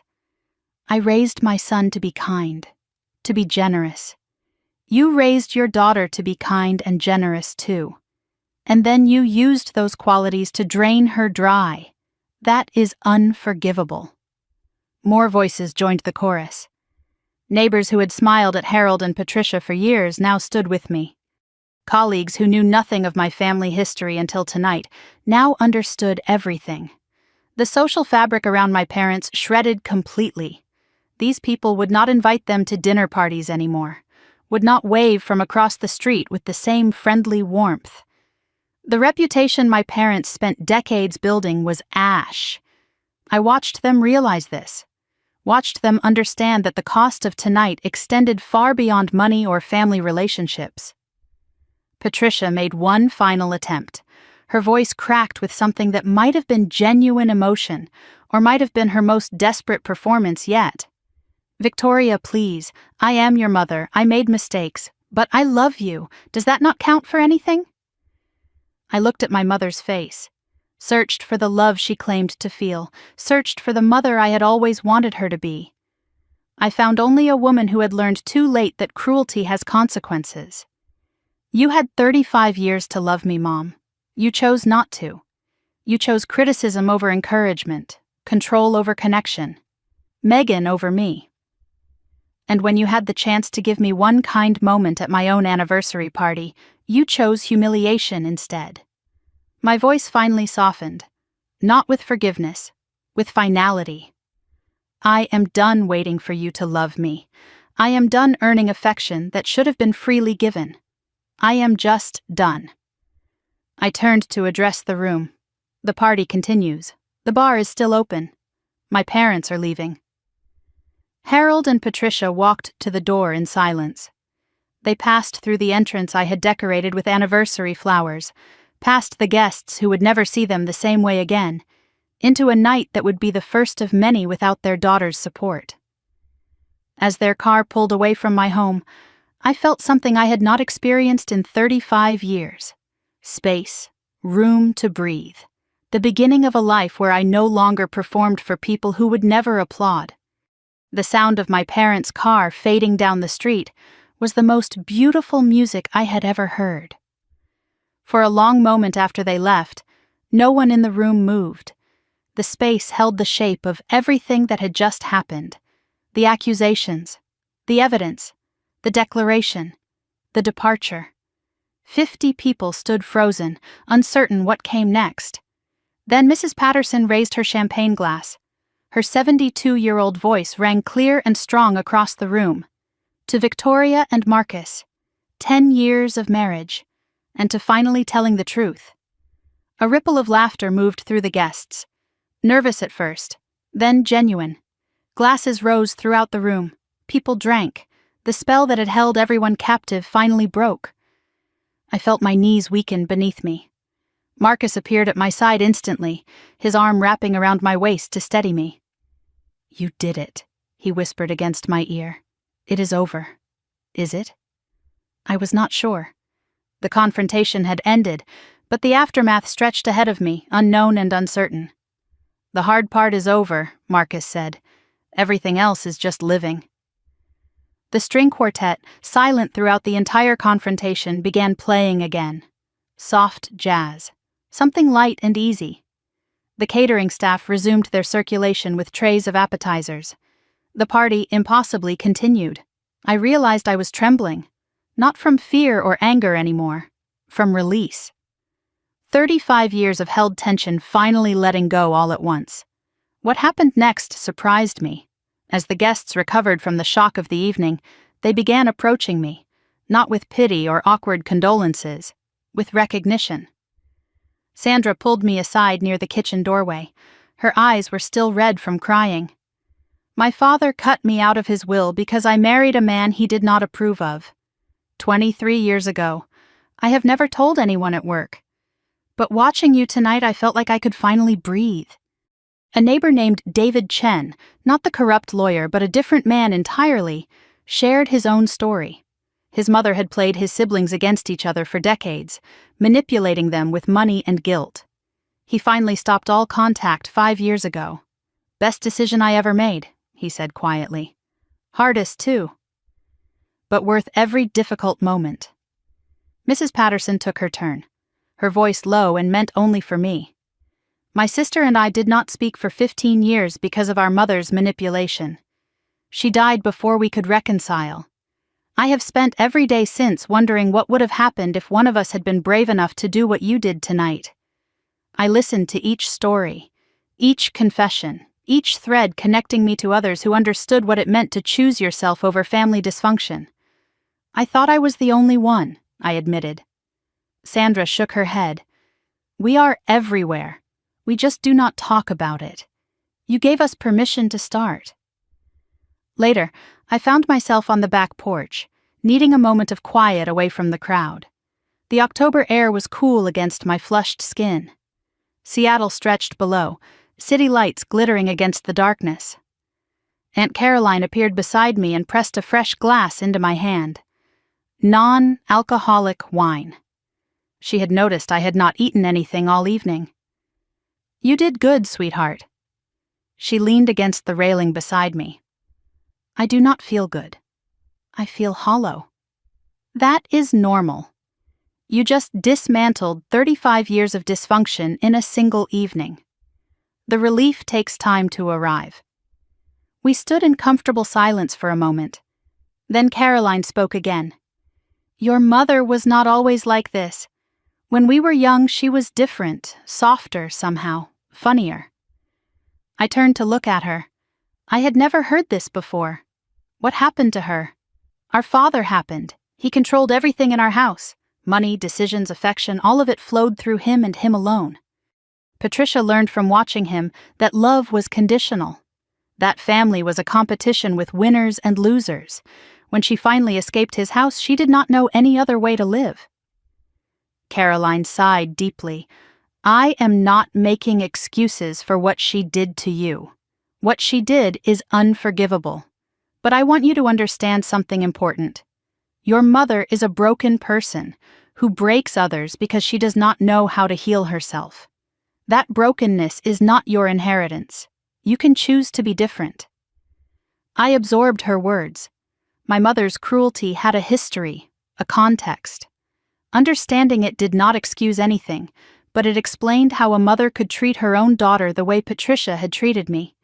Why did you never tell me this before? Would it have helped? You needed to see your parents clearly first. Now you can see them completely. Megan appeared at the porch door, hesitant and uncertain if she would be welcome. Can I join you? I gestured to the empty chair beside me. Caroline squeezed my shoulder and slipped back inside, giving us privacy. My sister sat down. Neither of us spoke at first. 32 years of manufactured distance could not be bridged with small talk. Finally, Megan broke the silence. I am selling the Portland house. My lawyer is drawing up the paperwork next week. Half of whatever it sells for belongs to you. Megan, you do not have to do that. Yes, I do. That money was never mine to begin with. I just did not know it. I studied my sister in the dim light. The golden child looked exhausted. The weight of being the favorite had left its own kind of damage on her. What are you going to do about them? I asked. Megan stared at the city lights below us. I do not know yet. I cannot cut them off completely. Not yet anyway. I am not as strong as you are. I am not strong. I am just tired. Maybe that is the same thing sometimes. Megan reached across the space between our chairs. Her hand found mine. I want to know you, she said. The real you, not the version Mom described to me, not the villain in all her stories. I want to know my actual sister. I felt tears threatening for the first time since my parents walked out the door. I want that too. It was not forgiveness. Not yet. But it was a beginning. A door cracked open after being locked for 3 decades. Inside the house, Marcus gathered the remaining guests. Perhaps 30 people had stayed, the uncomfortable ones having slipped away during the confrontation. He stood near the fireplace, the same spot where my parents had cowered an hour before. His voice carried warm and clear. "I know this was not the anniversary party any of us expected tonight. I would apologize, but honestly, I am not sorry." Gentle laughter rippled through the room. 10 years ago, I married the most remarkable woman I have ever known. She is kind when the world gives her every reason to be cruel. She is generous when others take advantage. She is strong in ways that do not show until you really need them. He looked directly at me, his eyes bright with emotion. "Tonight, you all saw what my wife is capable of when she finally decides to protect herself the way she has always protected everyone else. I have never been prouder of anyone in my entire life." His voice thickened. "So here is my toast. To Victoria, to truth, to the family we choose, which includes everyone in this room who stayed tonight. And to the next 10 years, which will be better than the last, because we are finally free to live them on our own terms." Glasses rose throughout the room. To Victoria, to truth. I crossed the room and kissed my husband. The guests applauded. For the first time all evening, I felt something beyond mere survival. I felt joy. The party continued until nearly midnight. Sandra pressed a business card into my hand before leaving. Her therapist, she explained, someone who specialized in family trauma. I tucked the card into my pocket. I would call on Monday. 2 weeks of peace followed. 2 weeks of silence from my parents. 2 weeks of learning what life felt like without constant crisis. Then my phone rang at 6 in the morning. The caller ID showed Swedish Medical Center, and I learned that setting boundaries was just the beginning. The real test was about to come. 2 weeks of silence, 2 weeks of peace. Then my phone rang at 6 in the morning, and I knew before I answered that the test had begun. I was standing in my kitchen, coffee brewing, morning light just beginning to filter through the windows. The caller ID showed Swedish Medical Center, not my parents' number, a hospital. My finger hovered over the screen for 3 long seconds before I answered. A nurse explained the situation in the calm, practiced voice medical professionals use when delivering difficult news. Harold Rhodes had been admitted the previous night. Cardiac event. He was stable now, but the situation was serious. Patricia had listed me as the emergency contact, perhaps out of habit from decades past, perhaps out of desperation now that everything had changed. "Your mother asked us to call you," the nurse said. "She said you might not come, but she wanted you to know." I sat down at the kitchen table. The coffee machine beeped, signaling it had finished brewing. I did not move to pour a cup. Marcus appeared in the doorway, reading my expression immediately. "What happened?" "My father is in the hospital, his heart." Marcus's face remained carefully neutral. He understood what this moment meant. Every boundary I had declared 2 weeks ago was now being tested. "What do you want to do?" I stared at my phone. The screen had gone dark. My father might be dying. The same father who called me selfish, who stole my inheritance, who laughed at the thought of my tears. I do not know. I spent the morning in turmoil. I did not go to work, did not eat, sat on our couch watching Seattle rain streak the windows while voices warred in my head. The dutiful daughter spoke first. "He is your father. He could die. You will never forgive yourself if you do not go." The protected self answered back. "Going proves your boundaries mean nothing. All they have to do is create a crisis, and you come running like nothing ever happened." The rational adult tried to find middle ground. You can visit without abandoning your boundaries. Being present does not mean forgiving. It does not mean resuming support. It just means showing up for yourself. I called Aunt Caroline and explained the situation. Her response was careful and measured. "What do you want to do? Not what you think you should do. What do you actually want?" I want to look him in the eye. I want to see if anything has changed. I want to know if he is capable of being different, or if he will use this to manipulate me back into the old patterns. Then go. But go for yourself, not for them. Go to get your answer, and leave when you have it. I realized she was right. I did not need to see Harold to fulfill some imaginary daughter's duty. I needed to see him to confirm my own clarity, to prove to myself that I could face vulnerability without surrendering everything I had fought for. I am going, I told Marcus, but I am going alone. Swedish Medical Center, 3rd floor, cardiac unit. I walked through corridors I knew well. I was born in this hospital 35 years ago. The irony was not lost on me. The place where I entered the world might be where I spoke final words to my father. Patricia sat in the waiting area outside Harold's room. She looked older than she had 2 weeks ago. Smaller somehow. The time since my anniversary party had aged her years. She saw me and stood immediately, her eyes filled with tears. You came. I came for answers, not for reconciliation. Her face flickered with hope extinguished before it could fully form. He is awake. The doctors say it was stress-induced. His heart has been struggling for years, apparently. High blood pressure left untreated. He never told me how bad things had gotten. I noted this detail. Harold had hidden his health from Patricia. Secrets layered upon secrets, lies within lies. Even between themselves, they could not be honest. Has he asked for me? Patricia hesitated before answering. He has been asking for both of you. You and Megan. But Megan said she needed more time before she could face him. I felt a flash of pride for my sister. She was holding her own boundaries, too. I am going in alone.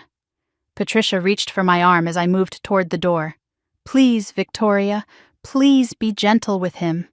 He is fragile right now. I removed her hand from my arm. He was not gentle with me for 35 years, I will be honest. That is the best I can offer. Harold lay in the hospital bed, connected to monitors that beeped a steady rhythm. He looked diminished against the white sheets. The patriarch who had threatened to disinherit his daughters could not sit up without assistance now. His eyes opened as I entered the room. Something flickered in them. Relief, perhaps, or fear. I could not tell which. Victoria. His voice was weak. You came. I came for myself. Not for you. I sat in the chair beside his bed. I did not take his hand, did not lean close, maintained distance even in this small room. How do you feel? Like I am dying. You are not. The doctors say you will recover. Harold looked at the ceiling. Maybe I do not want to recover. I recognized the tactic immediately. The appeal to guilt. The performance of hopelessness designed to make me rush in with comfort and reassurance. That is your choice, I said evenly. But you should know I did not come here to forgive you. I did not come to tell you everything is okay. I came to see if you had anything real to say to me. Harold was quiet for a long moment. The heart monitor beeped steadily in the silence. What do you want me to say? The truth. For once in your life. Do you understand what you did to me? Not what you were caught doing at the party. What you actually did over 35 years. The constant criticism, the favoritism, the stolen inheritance, the planned humiliation. Do you understand that those were choices you made? Harold's jaw tightened. Even now, even here, his first instinct was defensiveness. We were trying to keep the family together. By tearing me apart? He did not answer. Could not answer, or would not. I felt the last ember of hope, one I had not even known I still carried, finally go dark. I stood up. I had my answer. I am going to say this once, and then I am leaving. Harold looked at me. For a moment I saw something beneath his defenses. A glimpse of fear, fear of dying alone, fear of losing everything, fear that arrived decades too late to matter. I do not hate you, Dad. Hate requires energy I am no longer willing to spend on you. But I am done hoping you will change. I am done waiting for an apology that would require you to actually see yourself clearly. I am done letting your opinion of me shape my opinion of myself." I moved toward the door. The conditions I stated at the party still stand. If you want a relationship with me, you know exactly what is required. But I am no longer holding my breath. I am no longer pausing my life waiting for you to become the father I needed. His voice came as barely a whisper. Victoria. I stopped but did not turn around. If you had said my name like that, with something like tenderness, even once during my childhood, we might not be here now. But you did not. And here we are. I walked out without looking back. The drive home took 40 minutes. I did not turn on the radio, did not call Marcus. Just sat in silence, letting the conversation settle. I had gone hoping that crisis might have cracked something open in my father, that facing his own mortality might have generated honesty. It had not. Harold's first instinct, even on what he believed might be his deathbed, was deflection and justification. The family mythology preserved at all costs. I had wanted closure. What I received instead was clarity. My father was not going to change, not because he could not, but because he would not. Change would require admitting fault, and Harold Rhodes would rather die unreconciled than admit he was wrong about anything. I pulled into my driveway. Marcus was waiting at the front door. "How was it?" I considered the question, found to my surprise that I could answer honestly. It was exactly what I needed. I got my answer. 3 months without a crisis. 3 months without a phone call that made my stomach drop. 3 months of learning what peace actually feels like. January settled over Seattle with gray skies and soft rain. The city wrapped itself in winter while my life found a new rhythm, one I barely recognized. Morning routines without dread. Coffee without checking my phone for parental emergencies. Weekends without obligatory visits that left me feeling emptied and small. Simple things that had never been simple before. I woke at 7 each morning, exercised, ate breakfast with Marcus at our kitchen table, went to work, came home, read books, watched movies, lived. "Is this what normal feels like?" I asked Marcus one evening as we sat on the couch together. "I think this is what healthy feels like. Normal is what you grew up with. This is better." I realized I had been waiting unconsciously for the other shoe to drop, for a crisis to erupt, for a guilt trip to arrive, for some form of punishment for daring to set boundaries and enforce them. But the punishment never came. What came instead was silence. And in that silence, space to breathe, space to think, space to become someone other than the daughter who was never enough. "I keep expecting to feel guilty," I admitted to Marcus, "but I just feel free. Guilt takes time to unlearn. Give yourself grace." The Portland house sold in early December. Megan kept her word completely. The closing documents arrived by courier on a Tuesday afternoon. $162,000 represented my half of the proceeds, more than the original inheritance thanks to property appreciation over the years. I spent weeks deciding what to do with the money. It felt tainted somehow, not because of Megan, but because of how it had been stolen in the first place. Using it for vacations or renovations felt wrong. The solution came during a conversation with Aunt Caroline. "Your grandmother wanted you to have security," she said, "but Eleanor also wanted you to have joy. What would bring you joy?" I knew immediately. The Eleanor Rhodes Memorial Scholarship Fund was established through Seattle University, my grandmother's alma mater. Full tuition for one student each year from a difficult family background. Someone who needed to know that escape was possible. Someone who needed proof that the circumstances of your childhood do not have to determine the rest of your life. The announcement went live the week before Christmas. Applications started arriving almost immediately. I read one application that evening. A young woman, 22 years old, first in her family to attend college. Her essay included a line that made me cry. "My parents told me I would never amount to anything. I am applying to prove them wrong and to prove myself right." I set down the application and wiped my eyes. Grandma would have loved this, I told Marcus. She would have loved you for doing it. The money that was stolen and recovered now created possibility instead of pain. Eleanor's legacy would live on in ways my parents never intended. Megan moved to Seattle in November. Not close to us, a neighborhood across the city, but close enough for coffee, close enough to try. We met every other Sunday at a cafe halfway between our homes, neutral territory. We were learning each other from scratch, two sisters who had been strangers for 30 years. This Sunday, Megan arrived looking different, more color in her cheeks, lighter somehow, as if a weight had been lifted from her shoulders. "I got the job," she announced before she even sat down. "Associate veterinarian at the Ballard Animal Clinic. I start in 2 weeks." My heart swelled with genuine happiness for her. Veterinarian, the dream she had abandoned 3 decades ago, because Patricia said it was beneath her. "Megan, that is incredible. It is entry level. The pay is terrible. I will be cleaning kennels half the time." She grinned. "I have never been happier." We talked about the job, the animals she would help, the future she was finally building for herself. The conversation flowed easier than it used to. The silences between us were comfortable now instead of loaded with decades of resentment. "Have you talked to them?" I asked eventually. The question I always asked. Megan shook her head. "Mom calls every week. I let it go to voicemail. Dad has not called once since the hospital. How do you feel about that?" Relieved, and sad, and angry. All at once. I nodded. I understood that particular mixture of emotions, the grief for the relationship you wanted, the relief at being free from the one you actually had. "It gets easier," I offered. "Does it?"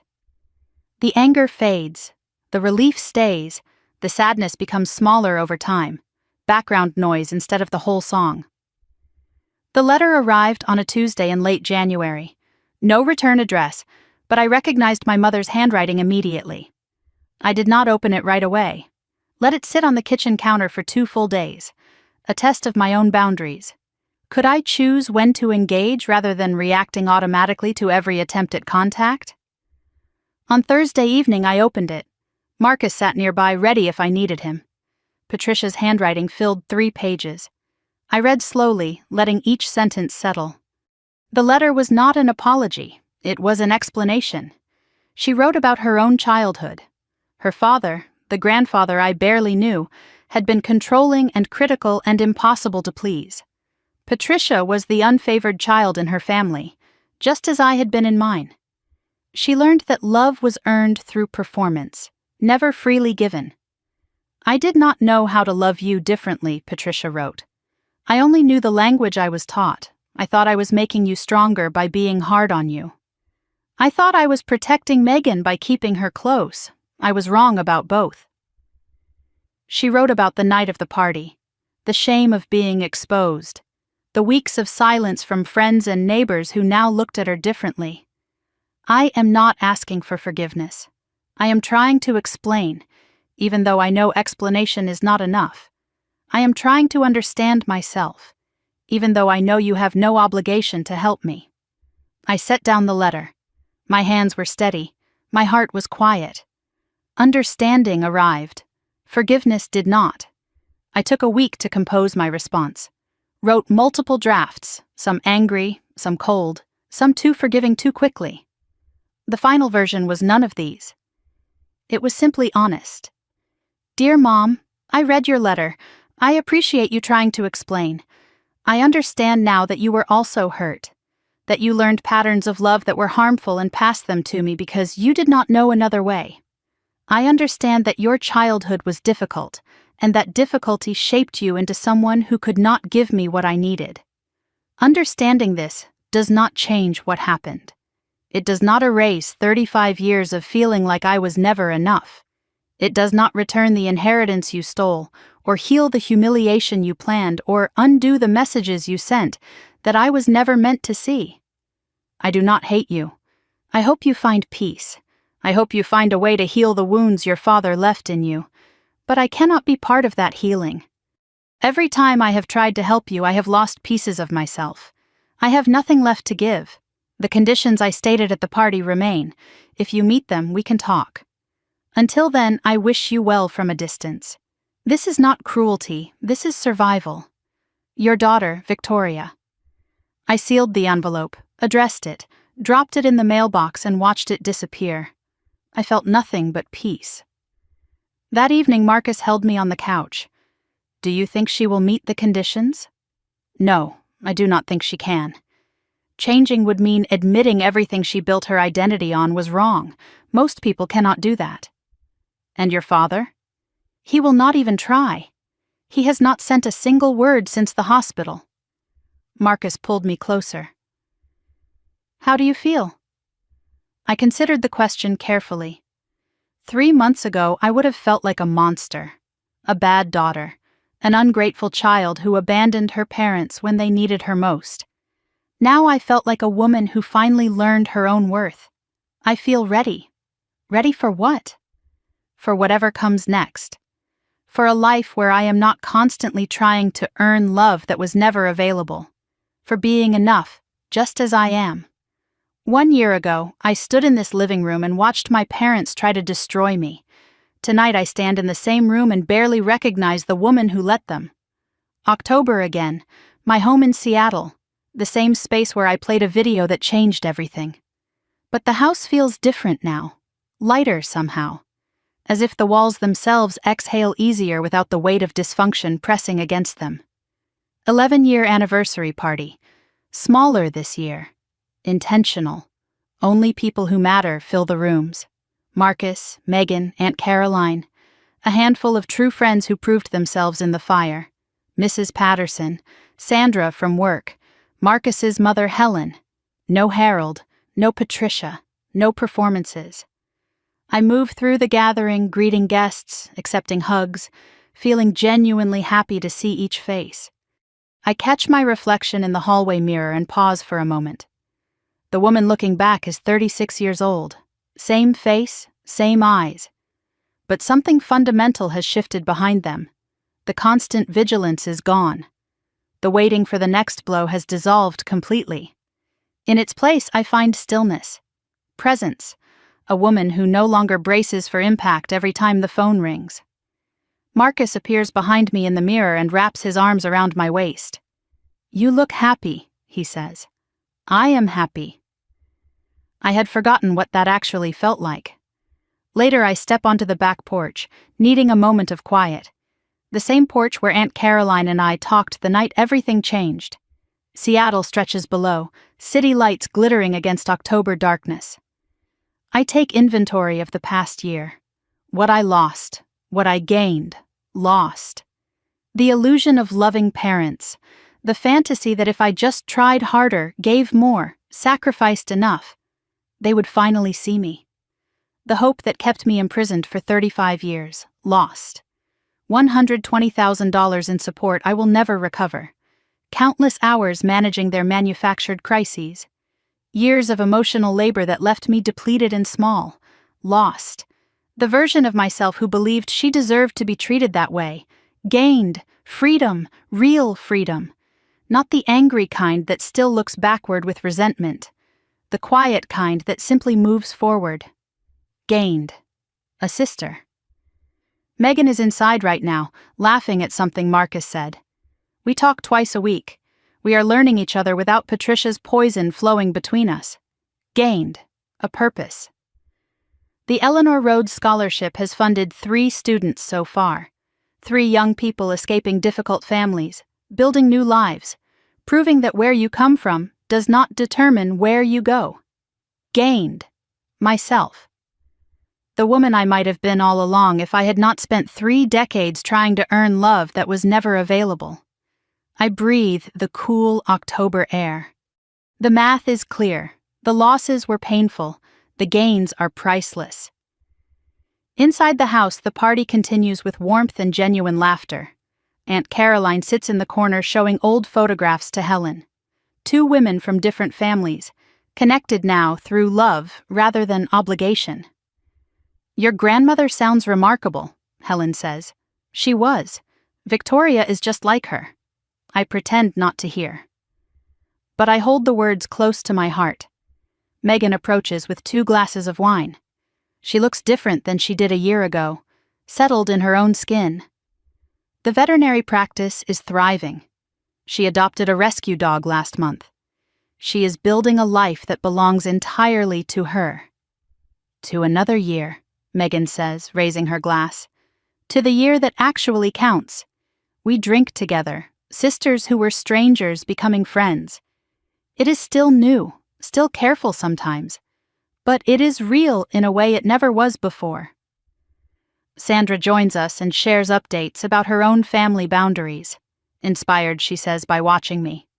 Mrs. Patterson contributes wisdom from her 73 years on this earth. The best revenge is simply living well, the older woman says. And living honestly? I look around the room. These people, this family. Not bound by blood obligation, but by choice. By showing up. By staying when everything fell apart. This is what family is supposed to feel like. Later, after most guests have left, I sit alone in my home office. I open a drawer I rarely touch. Inside lie 3 letters from Patricia. All arrived over the past year. All remain unopened. I pick them up and feel their weight in my hands. Set them down again.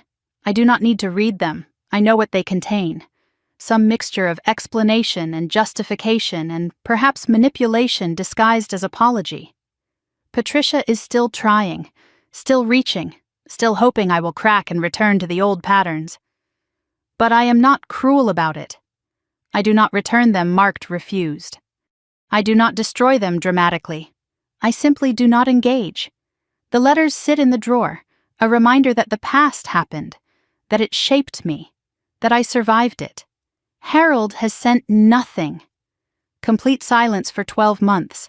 I expected this. His pride would never allow admission of fault. He will die believing he did nothing wrong. I have made peace with this. You cannot force someone to see themselves clearly. You can only choose how much of your life to spend waiting for their vision to improve. I close the drawer and return to the living room. The last guests have gone. Just Marcus and me now, as it was 11 years ago when we started. I have something for you, Marcus says. He hands me a small box. Not jewelry, something lighter. I open it to find a photograph, framed. Our wedding day. I am laughing at something happening off camera. Marcus is looking at me with an expression of pure wonder. I have always loved this picture, I say. Look at the back. I turn it over and find an inscription in his handwriting. To the woman who finally learned she was worth protecting. I knew it the day I met you. I am grateful you finally know it too. Here is to the next 11 years and all the years after, with love that requires no performance. M. My eyes fill with happy tears, the kind I forgot existed. Thank you, I whisper, for seeing me, for waiting while I learned to see myself. I would have waited forever. You do not have to anymore. We hold each other in the living room. The same space where I reclaimed my dignity. Now the space where I celebrate what came after. Late that night, I stand at the window alone. Seattle sleeps beneath a canopy of stars. Marcus has already gone to bed. The house is silent. But it is a good silence now. A chosen silence. I think about the woman who stood in this room 1 year ago, shaking with fear, clutching a USB drive like a weapon, hoping against hope that the truth would set her free. It did. But not in the way I expected. The truth did not change my parents. They are still who they are, broken people who break others because they do not know how to heal. The truth changed me. It showed me I had been waiting for permission to value myself, permission that was never going to come from them. So I gave it to myself. If you are watching this, and you recognize your own family and mine, if you have spent years being told you are not enough by people who should have loved you unconditionally, I want you to know something. You do not need their permission to be worthy. You do not need their approval to be whole. You do not need their love to be loved. The most powerful thing I ever did was stop waiting for people who were never going to show up, and start showing up for myself.